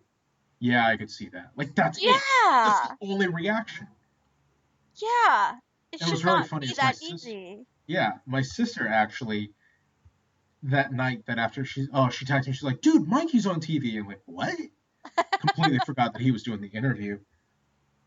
And, you know, that's why I've been trying to find the interview, because I wanted to see what Mikey had to say. But it was so funny to me, because it's like, we all kind of put up with that. Like, I know, right? that was just him. But then when you think back at it, you're like, oh yeah, that's not good. Like, we should have done something about that. Yeah, and I think that's the moral of this story is that when you know somebody's fucked up, they're really fucked up. Yeah. You know what I mean? Like, there was no two ways about it. Like, I have never heard a good story about him ever. Like, some of the nicest people I know have worked with him, you know, like Chrissy, and, you know, she's the sweetest girl ever. And she even has bad things to say about him, and she Yeah. doesn't have bad things to say about anybody. No, she's a sweetheart. I loved working with Chrissy. Yeah, Chrissy's amazing. But it's like when the nice girl who never says anything mad about anybody is talking shit, you know, there's a problem. Yeah. And that was the thing. We all just went along with it. Yeah. And see, that's the scariest part to me, is that we were all just okay with it. Because I worked with him several occasions. Mhm. Alex worked with him, probably not as much as I had. No, because he hates him. Yeah. It's very You know, apparent. Mikey worked with him extensively. You know, a lot of us worked with him, and other people who I won't name. But it was a good portion of the people at our school that had worked with him. And we all just dealt with it. Like, we're just, oh yeah, he's a piece of shit. But, you know, who are we? We're just fucking kids. We're trying to learn all of this. But, you know, looking back on it, 5 years ago at this point in time, it's kind of like, holy shit, that's a stab in the heart. Like, that could have been any one of us. It could have, and I don't know how much you know about the story because I've been really following it, but they found his girlfriend naked, bleeding out all of like her eyes, ears, Yeah, I and read that nose. he had essentially beaten her to death. Yes, beaten her to death where it was coming out her ears. Like, that is some serious blunt force trauma. If it's to the point where it's coming out your ears, that means your brain has pretty much swollen to full capacity. But I believe it coming from him. Isn't that scary though? Like, that you're saying that. That freaks me out that you just said it that way, because that is really horrible to think that he could get that mad where he could beat his own girlfriend to death. Yeah. Naked, mind you. Yeah. It's really And scary. see, here's the thing. I don't think it's like, oh, it was just him. Like, we all knew it was going to happen. Yeah, I kept saying, Like, I wonder when but he's at the gonna start same killing time, somebody. we didn't think it was going to happen. You know, I don't know how else to put that. Well, Like, because he was a loose cannon, but we never thought like, oh shit, he's gonna go off the deep end. right, because there's always like levels of crazy. Like we all have our moments where we want to kill somebody, or when we're having like a shitty ass time, and you kind of go a little nutty, but you hold back. You know Yeah. what I mean? You don't go there. He took No. it there. So one of Yeah. the things that I don't know if Alex told you, but I actually pulled up his records because it's public Might want records. to cut that part out of the No, show. it's public records. You can do Oh, that. you had on public record. Yeah, Oh, okay. anybody can pull up in his records Okay. as long as you know his first and last name and his birthday, which is easy to find. You can find that on Facebook. Suffer. Uh-huh. So there's nothing illegal about it. Um, Anybody can do it if you can actually pull your own public records if you want. So he had like 26 uh times in court in the last 10 years. It was about 10 years. For like not having insurance, not having a license, not having going into collections like a bunch of times, not Oh, I having believe it. like I have never seen a rap sheet so big in all my life for stupid shit. Like it Wasn't was he a like little an weird. attorney or something? Like, didn't he have money? Yeah, see, Yeah. that's what I don't understand because like all of them were like not having a license, not having registration, not having insurance, going into collections because there's a lot of FTAs. So he had jacked up a bunch of money.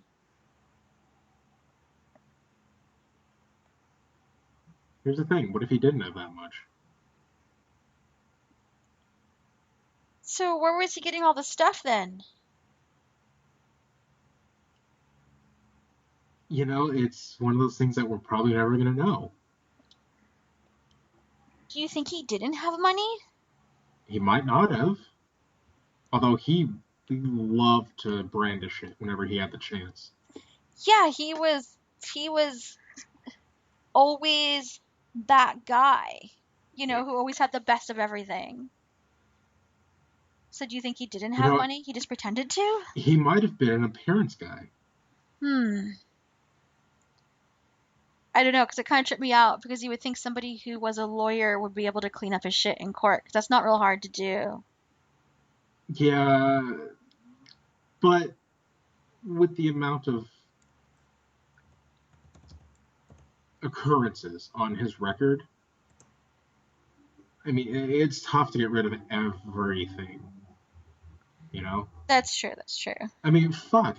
Did Alex tell you that I went to jail? No, for what? Okay, so I was dumb. I had a long story short. I was dumb coming back from New York to California.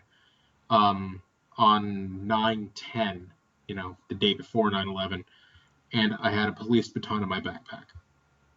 Hmm. Tried to carry it on, got caught, no big deal. Well, big deal, don't get me wrong. But, No, shit happens. it's a minor offense. Yeah, exactly. But in the East Coast, especially in upper areas, fucking New York, New Jersey, and stuff like that, it's a felony. So until I had everything cleared, I had a felony charge. Really? Yes. And I think I still do. Not too sure on that case. Hmm. But I mean, it's little things like that they sneak up on you. Yeah, So they I can do. see little things sneaking up on you. But if it's been that long, some may be up. Something may be up. Yeah. Yeah, I'm not sure. Well, the last thing that we found out is that his dogs got out. We don't Yeah, know. he texted me that morning. Yeah, his dogs got out. And apparently they were just terrorizing the neighborhood. Yes. So Yeah. either he's not out of jail or somebody is not. Well, the offense that he did, which was Second-degree murder. Yeah, second degree. I would say type 2 murder. But he did second degree murder. That's a minimum, or that's General, fucking, I can't think today. That's a medium of about 16 years. Yeah, it's between 10 and 25 years you get for that. Yeah. Is Jamal still here, or is he just being quiet? I'm No, still he's here. just been quiet. Oh, okay. Oh, he's always like that whenever people are talking, like something else. Okay. But no, like, so he's guaranteed at least 16 years in like federal pound me in the ass prison. I know, right? What do you think's going to happen to all of his assets? They froze them. I can guarantee that. He doesn't have any next of kin, obviously, because she's not alive anymore. Well, they weren't married or anything. No. Were they? I think he was. Not to this person, though. No, not to this person, but I think he was a while ago. Yeah, it just gets just really weird. I don't know. The whole thing is it's just weird. Like, okay, so I had a similar situation happen to me a long time ago, where I lived in Ventura and my brother lived in this duplex, and on one side we knew the guy that lived there because he was a family friend, and then on the other side was my brother. And then they had these next door neighbors, and the next door neighbors had a kid that was the same age as my brother's kid, so they used to play together. And my kid was about the same age, so everybody used to go over there. We're all good friends, so we all used to hang out and barbecue and stuff. Well, the kid's mother was a waitress and she was single, so she had this roommate forever, like years. So my brother lived there 5 or 6 years, and she had the roommate the whole time. And we always thought he was a little odd, but he used to come over and hang out with us and hang out with the kids. He was totally like a little off, but nothing really weird about him. Ends up he was a serial killer. What? Huh. Yeah, he was raping and killing women. He was breaking into their homes and raping and killing women on the side. Didn't see that one coming. No, and it totally threw me off because he was so nice to the woman and the kid, like he never ever did anything to them. Right. And we all were just very thrown off by it. But if you think about it, if he had been doing something off while at the house, I'm pretty sure his kill count would have been significantly lower. This is true. It's just weird because you never know who you're living with or near. It just kind of threw me off a little bit. I mean, perfect example is my girl's, she had to get her roommate ended up moving out, and so she ended up getting a new one. So he moved in this past couple, like 3 days ago. And she's not used to having a new person in the house, and I'm on edge too because it's this new person living in her house. Essentially she lives by herself, So he seems fine, don't get me wrong, but at the same time it's like, you kind of always have to be especially nowadays. Yeah. I mean, you always have to be cautious, but at the same time, until someone proves you wrong, you're kind of just an asshole. Yeah, isn't that interesting how that works out?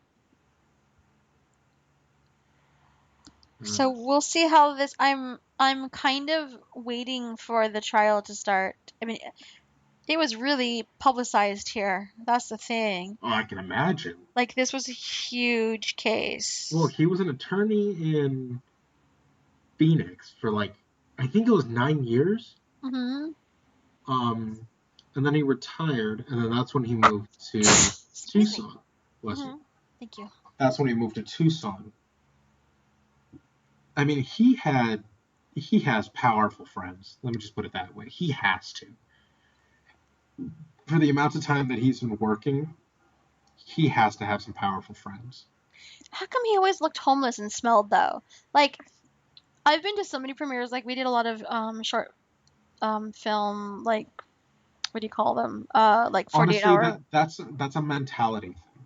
Yeah, like the 48-hour film challenges. He always wore the same outfit. He always smelled like sweat. He always looked homeless. And his films were always just like very degrading to women. And I'm like, how is he getting in these? And why are people putting him in the top 10? who else is he going to compete with? That is Honestly, don't get me wrong. I love Tucson, but there's no filmmakers out there.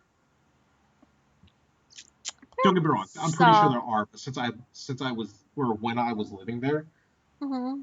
I didn't see anybody. And everybody who was trying to make something of themselves, or they were starting to get in and learn some stuff and get a boot to ass. They Mm-hmm. all left. This is a true story. You left too. Yeah, I actually run into two actors from Tucson in LA, like one I worked with, and another one I just randomly ran into on the street. I'm like, dude, you look so familiar. He's like, I was thinking the same. We're at a coffee shop. And he's like, dude, I've been looking at you all day and I'm trying to figure out why you look familiar.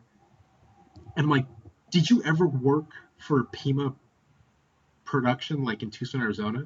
He's like, that's where I fucking know you. And like, we got it. Like, we connected like that. Another actor, I did the same thing. I worked with a couple of guys on set. Like, all day we were just kind of like, why the fuck do we know each other? We didn't say anything because we're in different departments. And they have their job and I have my job. But at the end of the day, we're like, dude, why do we know each other? And of course, we ended up finding out we're both from Tucson. So, I mean, Wow. everybody who has any gumption to work in the industry, they don't stay long in Tucson. And I love Tucson. Don't get me wrong. I miss it every goddamn day. Do you really? Not only that, but it's cheaper. That's one reason I miss it. Yes, so expensive in California. I remember I lived there for Sucks. 30 years. California. But I love Tucson. It's a beautiful place. I'd love to retire there with an AC. Don't get me wrong. Fucking sucks in the heat. But when you see something like this where it just kind of pops out of nowhere, put you on guard. It does put you on guard. So how is it out in California with your illustrious career? Not at this point in time. I still live in Ventura right now. Hey, you're not that far from San Bernardino, are you? I'm about 3 hours. Oh, okay, never mind. Yeah, so I was nowhere near that. Yeah, And you know what's really funny? I was talking to a friend of mine the other day, and we both realized that we have no fucking idea what's going on in California. What? You live in California. Yeah, and that's the thing. It's like, because he lives in Burbank and I live in Ventura. We're roughly an hour away from each other. When the shooting happened in San Bernardino, which, my condolences out to the family members and everybody who was affected by that. I had no fucking idea that was happening. Wow. My sister actually texted me, like after the first news reports came out about what was happening, and she's like, "Oh my god, please tell me you're nowhere near San Bernardino right now." And I'm like, I'm at work right now in Ventura. What's going on?" And she's like, "You didn't hear? There's a shooting and it's going on here." And she's giving me all these details, and I'm like, there's a semi truck in front of me. Like, that's all the information I have about it, sister. And I was talking to my friend who, he lives closer to San Bernardino than I do, about 2 hours away, or 2 hours closer than I do. His mom, his dad, and his sister had ended up calling him on multiple different occasions and asked him, "Oh my God, are you okay? How close is San Bernardino to you? Are you safe?" And blah, blah, blah, everything. And both of us are like, we had no fucking idea that was going down. And it's scary, but it's kind of true about California. Because I am as well, and I hate to say it like this, but everybody is so self-centered that you kind of forget about the law or the grand scheme of things. Since I've moved out here, all I'm worried about is, where can I get a job? How can I get a job? Am I going to be able to make rent next month? Am I going to have to worry about between rent or food? Oh shit, my cat needs to feed as well. So I'm going to have to feed the cat. I'm going to have to cut down on expenses this month. I'm going to have to, it's little things like that. So everybody's living these complex little lives. And I cannot tell you my next door neighbor's name, but I know where they work. I know what time they get up and leave because they make a lot of fucking noise. I know what car they drive. And it's so funny because those things that I know about my neighbor are things that I need to know because it affects me. Yeah. If I'm going to be getting up at 6:30 and they're going to be getting up at 6:30, there's more traffic that I'm going to have to deal with. Right. So I get up a little earlier, or I wait an extra 10 minutes for them to leave, and so on and so on and so on. So when I heard something had happened in San Bernardino, and I'm like, holy shit, I'm only 3 hours away. That's not far in California times, mind you. No, it's not. That's actually really fucking close. But when I heard that, it opened like my... something happening in Phoenix for us. Yeah, exactly. But it blew me away that they could be so close, and I had no freaking clue that was happening. Blew my mind.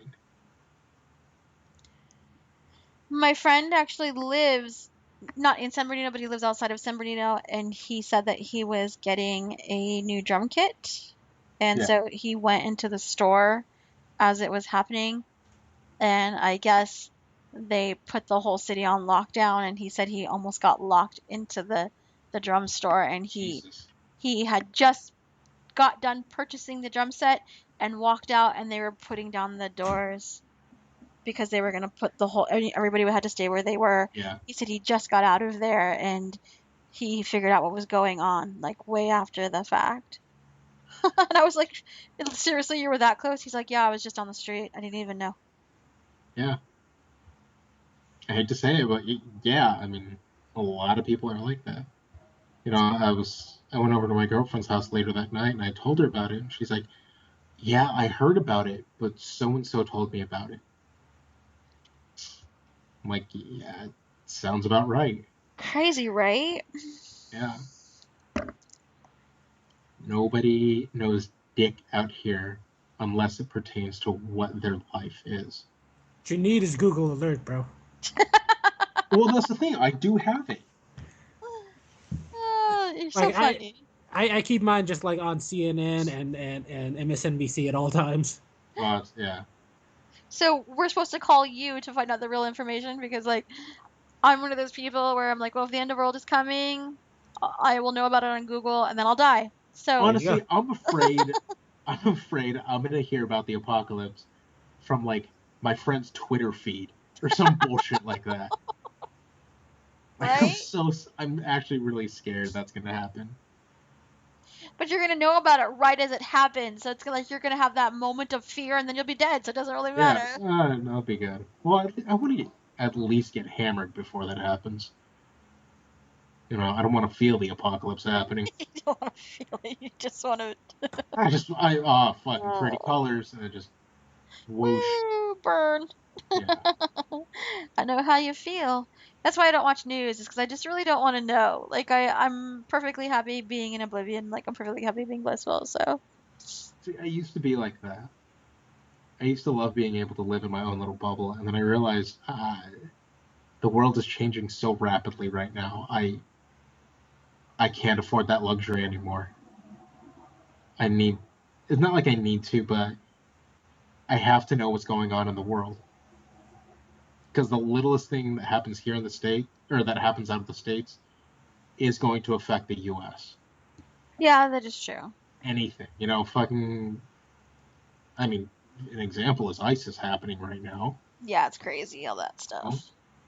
Did you know that the sales for guns in California went up 600% the day after the San Bernardino shooting? I have no idea. Are you kidding me? Yep. 600%. Wow. There are a lot of people saying that, when they go to the gun stores or the shooting ranges, they're used to seeing their friends, and they're used to seeing people they know, at least, regulars. Yeah. But now it's just a slew of people. They have no fucking idea who they are. Wow. You would think it would be totally opposite. Nope. Everybody's arming themselves because, again, it's all me, me, me, me. Armageddon. I'm going to protect me and my family. That's all everybody's worried about right now. Wow. In California, I should say. From what I've noticed. I don't want to speak for the rest of the U.S. And how is your career going, Jamal? Let's keep this an upbeat and not sad edition of the show. What you say here is you say I'm on hiatus. I am taking a break. I am doing the Daniel Day-Lewis School of Acting, where I take 2 years off to make shoes. See, that's not depressing. I'm cobbling right now. That's what I'm doing. You're cobbling. See, it's a hiatus of cobbling. When you write your memoirs, you can look back on this time and say, yes, it was a beautiful time for me. Cobbling. I found myself. Yes, it was a time of self-discovery. It was a time of knowing I awakened. Right? There you go. Yeah. The best of times and the worst of times. Yes. It was just times. Well, I think we should wrap it up now. It's been about 2 hours, I think. You guys do it for 2 hours, right? Yes. We normally go about 6. Well, I'm doing 2. Damn. I don't have all week. There you go. That's So, all right. You're going to make Alex edit this, right? yes. So it'll be there you 15 go. minutes. No. He's going to be like, hate you, 15 minutes. All right, good. Yeah. Oh, speaking of, Shamal, have you come up with anybody on the hate you list? What's the remember hate that? you list? Okay, so a couple episodes ago, the show devolved into basically, hey, you know this guy? Yeah, I hate that guy. It wasn't even like why do you hate him? It was just like, no, I hate that piece of shit. You seen this movie? I hate that guy in that movie. That was basically the whole episode. It was pretty bad. It digressed really fast. You're like, I hate everybody. Like, I think Hold on, should we wait for Alex so he can add to it? Oh, he probably has a list already I'm going. pretty sure in he his head. does, yeah. You're probably on it. No. I'm kidding. I kid. Probably. I kid. He says nothing but good things about both of you, actually. It doesn't. Why don't you believe me? Because he's a piece of shit. Is he on the hate him list? No. No, he actually does say it. I'm not actually joking. He actually says lots of very good things about you. He just does it in secret where nobody knows about it. He's like that kind of person. You're all, I don't believe you. I believe it. I'll take your word for it. No, he really does. Like I said, I take your word for it. So, how do we end this gig? Oh, I'm supposed to. We did not talk about Lethal Weapon at all. Steven Seagal. I don't like Steven Seagal. Okay. That was a good one. Yeah. You like Steven Seagal? So I watched the Steven Seagal. The SNL? No, not his show in Louisiana. Oh, Lawman? Lawman. I watched 3 episodes of that. He is such a piece of shit of a human being. Right? God, he's it's not so much he's an asshole, it's just that he's so ignorant. Steven Seagal? Oh, really? Yeah. He's so ignorant. That's why it's so much fun to watch. One of the episodes I saw, there was 3 different Asians on the show. I for the life of me, I can't remember what the hell the episode was about. But it was Japanese, Chinese, and fucking Korean. I really don't remember what they were. But he fucking bowed to every single goddamn one of them. And I'm like, dude, that's offensive to some Asians. Like, what are you doing? Steven Seagal, if you're listening to this, have your PR team call us for your rebuttal. Yeah, good. We'll have you on the show. I want to hear that piece of shit side. You're also a piece of shit. What do you have to say for yourself? So yes, I'm totally going to agree with you on that one, Jamal. See, I hate him for things like hearing that he sucker punched John Leguizamo for absolutely no reason. Like that's not very he nice. walked up to him and throat punched him for no reason. That's not very nice at all. When they asked him about it, he says, "I was getting in a character." Oh. Okay, so he was just being a douche. And then he tried forcing himself on Jenny McCarthy when she auditioned. Like, there's a bunch of like really bad Steven Seagal stories out there. Oh, yeah. Really? Oh, Like, he's a really, piece of shit of a really human bad. being. Yeah. I had no idea. See, that's how I feel about Schwarzenegger. Actually, I hear less bad stories, just more stories about like the worst things I hear about him is just infidelity, and that's about it. Yeah. I always found him to be sort of like in movies. I'm like, dude, you're probably the biggest douche in real life. Like, I bet Actually, you're you know like. what? You Good. need to watch his or not his documentary, but a documentary called Pumping Iron. Really? I'm not too sure if you've seen it. I have not.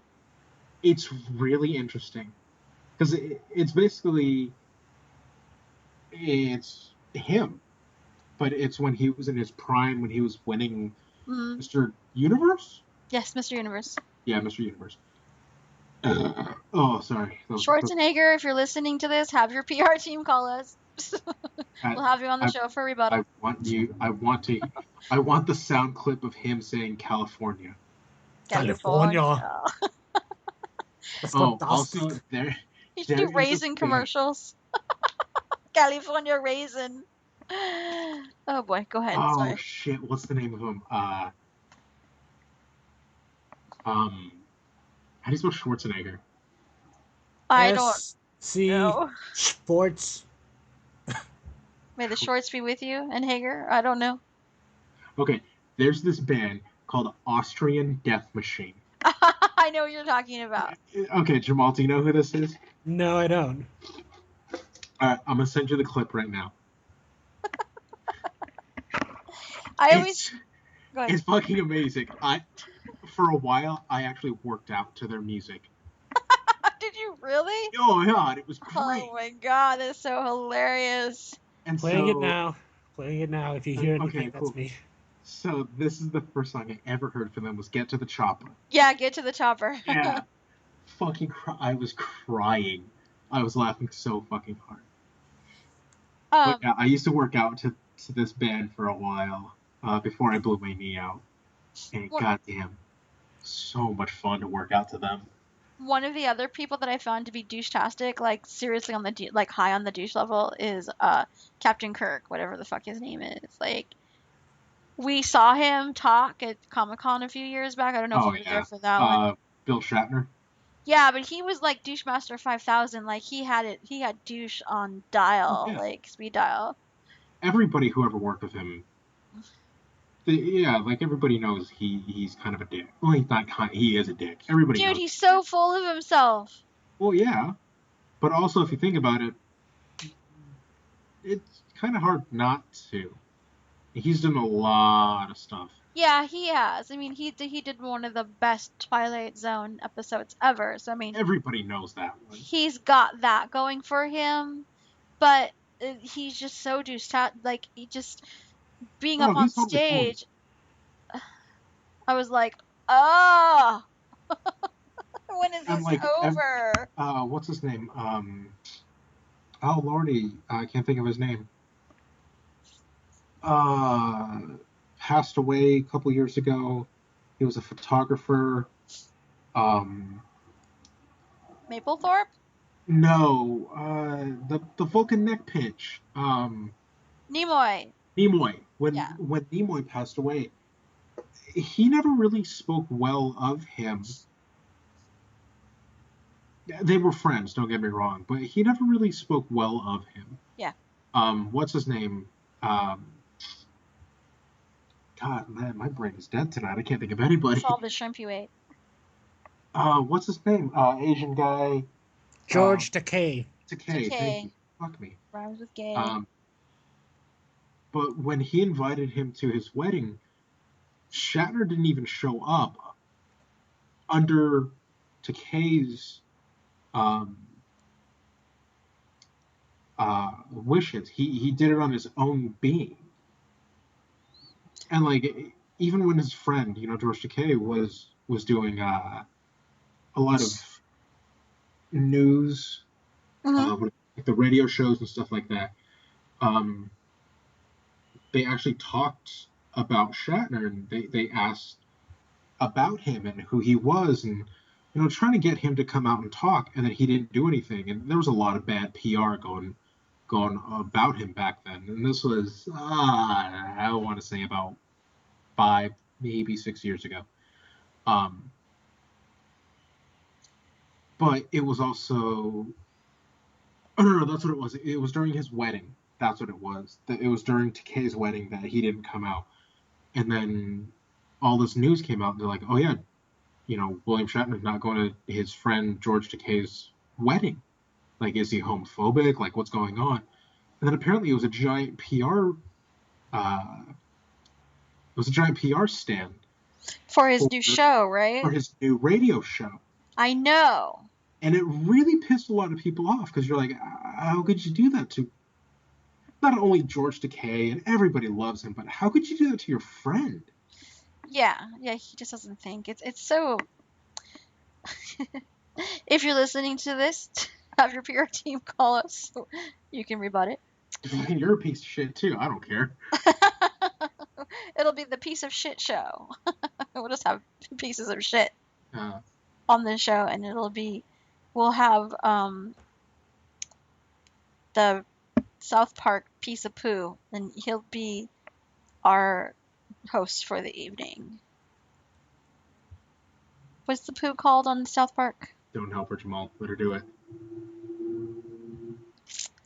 You don't remember. Mr. Hanky. Mr. Hanky, yes. It'll be hosted by Mr. Hanky. We were supposed to give it away. Go ahead. She would never get it. Awesome. No, I would not. All right, so I'm supposed to have Mario pick the movie for next week, even though you will probably be talking about Lethal Weapon, because we did not talk about it now. But still... Damn, he's spot on. All right, I'll give him that. I have notes. Can you tell I have notes? Yeah. Okay. Because I told him what I would do is I would try to watch it, but if I couldn't watch it, I would just talk about Jessica Jones, which we did. Yes. So, have you seen it? I saw the first episode. Okay, you should watch the rest of it. It's really good. Yeah, I do. I have to watch it by myself because my girlfriend doesn't like I forget her character. Doesn't like good movies? Okay. Oh, what's her name? Kristen Ritter?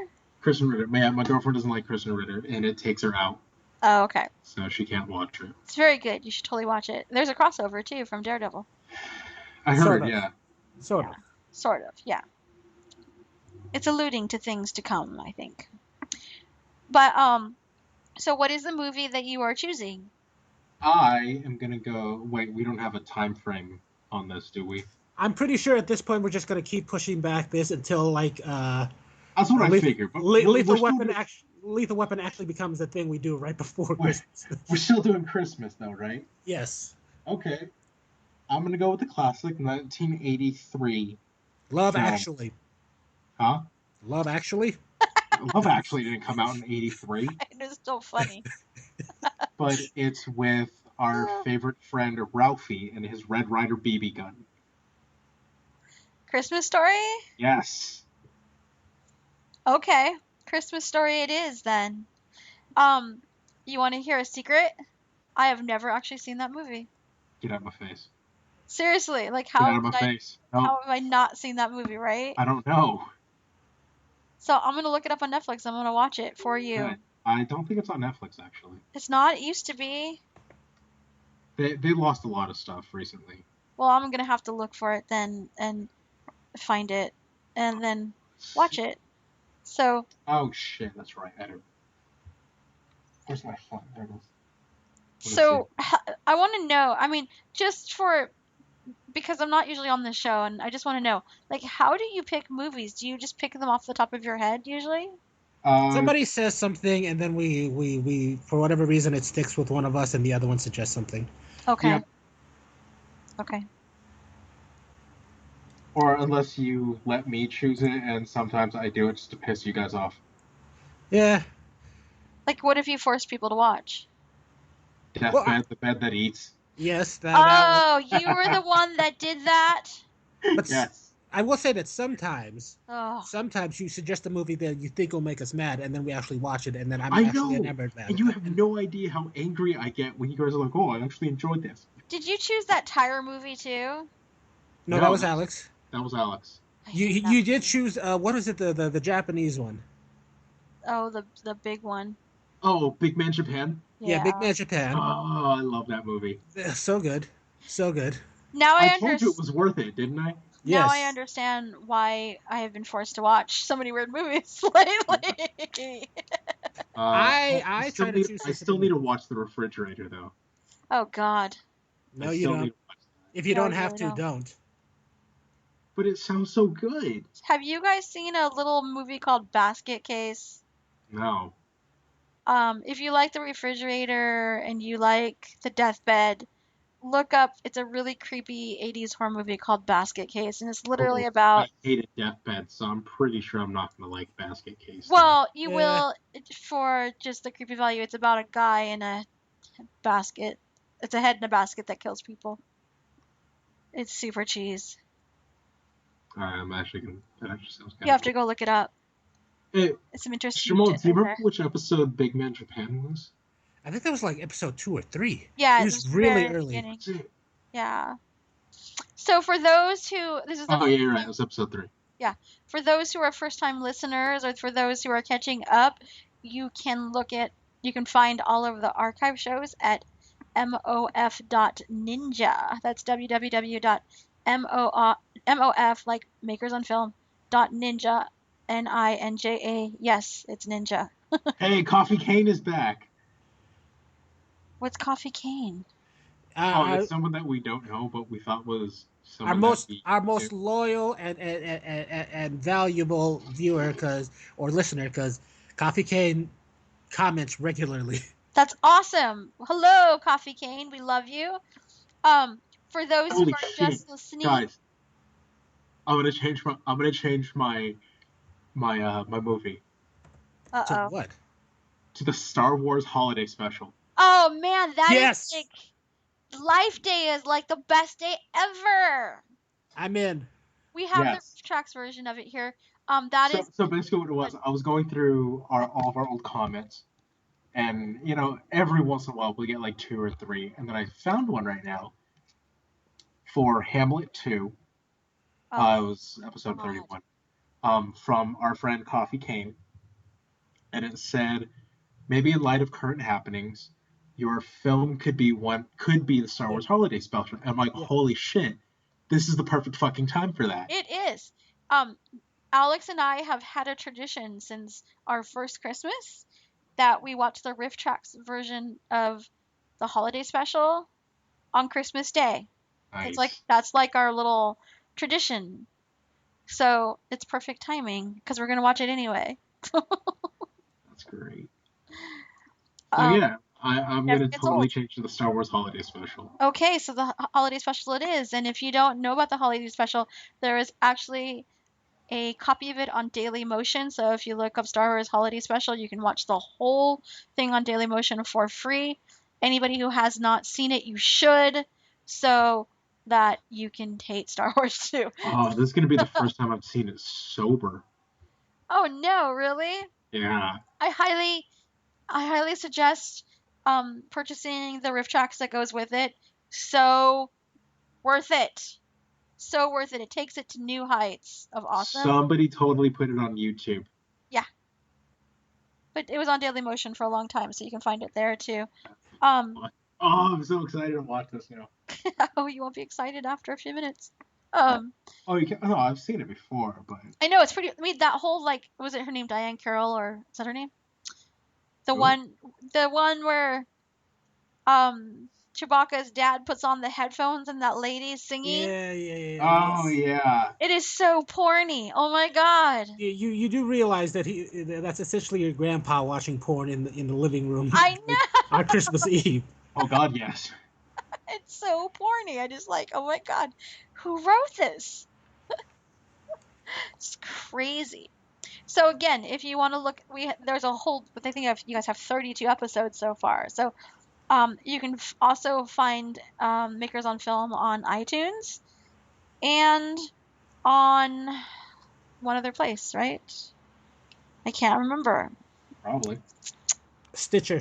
Stitchin. Is that it? Stitchin or Stitcher? Stitcher. Yes. So you can find it on iTunes and Stitcher. You can, if you go to the website mof.ninja, there is your button here. You can click for the RSS feed, so that way you can have it directly downloaded to your phone or to your computer every week, so you can stay in touch. There's also one for Android, so it'll go directly to your Android phone. So definitely check that out. You don't want to miss it. We got some good things coming up for the years ahead. In the next year, we are going to be doing well, I'm not going to be doing it, but Alex is going to be doing some interviews. You guys are going to be interviewing people next year, so that will be fun, right? We're gonna have to put in extra work. Yes. Yes. Wait, there was never work involved in this. I don't see you guys doing any work. I was promised no work involved in this show. I mean, I built the website. That as well. My friend made the graphics for this. Alex does the editing. Like, what do you guys do? You guys just show up. You guys have the best gig ever. Do you know how straining it is to sit in front of my computer and dick off on the internet? No, that's your everyday life. Like, I know you're not watching porn. Just put your dick in your hand. It'll be fine. So it is not easy thinking of people I don't like in movies. All right. Of course it is. I can't think of one right now. That's because you've been put on the spot. Tom Berenger. I don't like, or Tom Sizemore. I do not like. I do not really like. You like Tom Berenger? No, Tom Sizemore. I don't like. Tom Berenger is cool. He was all right. He was all right. Trying to think of people you don't like. I think that's funny.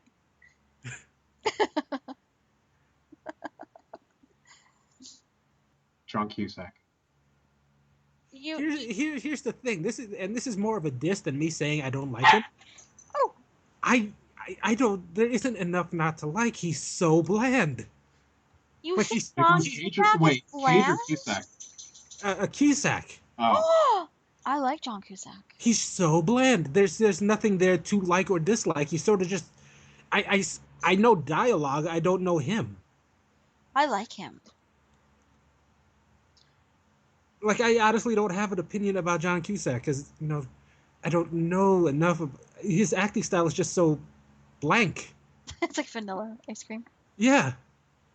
It's so one note. It's so I don't know how to say it. He's just, I don't know who Cusack is. I find Nicolas Cage to be just amusing. Like, I like watching Wicker Man. It's the most horrible movie on the whole planet, but like, I'll watch it 6 or 7 times just because there's bees in it and his line delivery is amazingly bad. And when he punches that chick, this is the only part of that movie that I liked. He just fucking cold cocks some fucking lady. That is right true. In the goddamn face, dressed like a bear. What was I don't know. There's like lots of movies that he's in that are really good though, but we'll talk to Nicolas Cage. We'll get. I dare you to name 3. What good movies that he's been in? Yes. Okay. Raising Arizona. I was gonna say Raising Arizona is one. Let's see. I know, right? I'm looking up his IMDb. This is usually when it's done, and they don't have time anymore. Yeah, exactly. I'm trying to think. Yeah. Oh, I like. So for everybody listening, Kick-Ass. Kick-Ass is really good. Yeah, but he wasn't a main actor. He was Leaving Las Vegas. Thank God he left because he was a piece of shit. Oh, I saw Left Behind just recently. That is a piece of shit. Yeah. I did like the first. So I actually do like Drive Angry. Drive Angry. Matchstick Men was really good. Face Off. That was a good one. Oh, you like Drive Angry? I do like Drive Angry. You just caught Shut up to up. that? Shut the front door. I know, right? He's been in a lot of good movies. Oh my god, he's doing... You guys are gonna laugh. He's doing a movie called Snowden Yes, he is. and National Treasure 3. Yep. Oh, I didn't know that. Because no matter what he says, he still, bills still need to get paid somewhere. Yes, he does, right? I actually saw he has a I don't know if he has a house in Sedona anymore, but he used to. And if you go to Chapel Rock, where the chapel is are literally built into the rock, he built an Italian villa that literally, if you go on Chapel Rock, you can see into his backyard, and it had a dome for looking at the stars. So we had a telescope there and everything, and they were still fixing up the yard, and everybody was really pissed that he built it there because he totally ruined the view of the chapel. Because literally, you look over the chapel right in to his house. Jeez. I know. Fuck, believe it. He wasn't there when I was there. His servants were there, whoever takes care of the house. But it was just kind of funny because Yeah, but he's bankrupt, so. yeah, I don't know if he has that house anymore. But the other thing too is Didn't he own 8 castles and 4 yachts or something like that? yeah, but the other thing too is the way that the house is built. First of all, when you look under Chapel Rock into Sedona, you see right into his backyard. But the other horrible thing about it is when you're on the freeway and you're well, it's not really a freeway, it's more like a highway. But Yes, when you're going to the highway to get to Chapel Rock is really high up on the mountain. But so is Nicolas Cage's house. So it's you see his house and then you see Chapel Rock, and people are pissed because they're this is this great thing that Franklin Lloyd Wright put together. This is Treasury and Nicolas Cage's house. Actually, that's kind of funny. I actually think it's pretty funny. So I remember there was I picked up the local rag in Sedona, and it was just articles and articles about how Nicolas Cage was a douche. I believe it. Yeah. Totally believe it. On that note, on us hating Nicolas Cage. If you hate somebody, feel free to comment in the comment section. We do read every comment. Coffee Cane. I want to know who Coffee Cane hates. Yes. Yes. And Sirius Deluge, if he's still out there. He is. I want to know who you both hate. So let us know who you hate. Let us know who you want to be on the show to hate. Let the hate flow through you. Right. So just let us know, and maybe we can get them on the show so you can hate them too. It'll be great. It'll be, love through hate. So, again, mof.ninja. I'm Heather Woodward, filling in for Alexander, and Jamal, and Yep. Mojo. What? Yeah. I'm saying goodbye to you guys. Oh. Bye. Later, guys. Bye.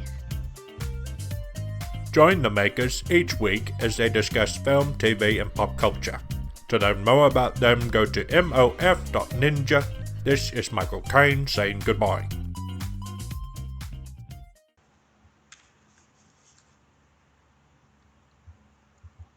Are we really leaving now? What? Well, we normally make fun of Alex for a couple of seconds afterwards, but Okay. he normally tells, he's normally like, okay, I'm done. So we're Okay. like, okay, I'm done.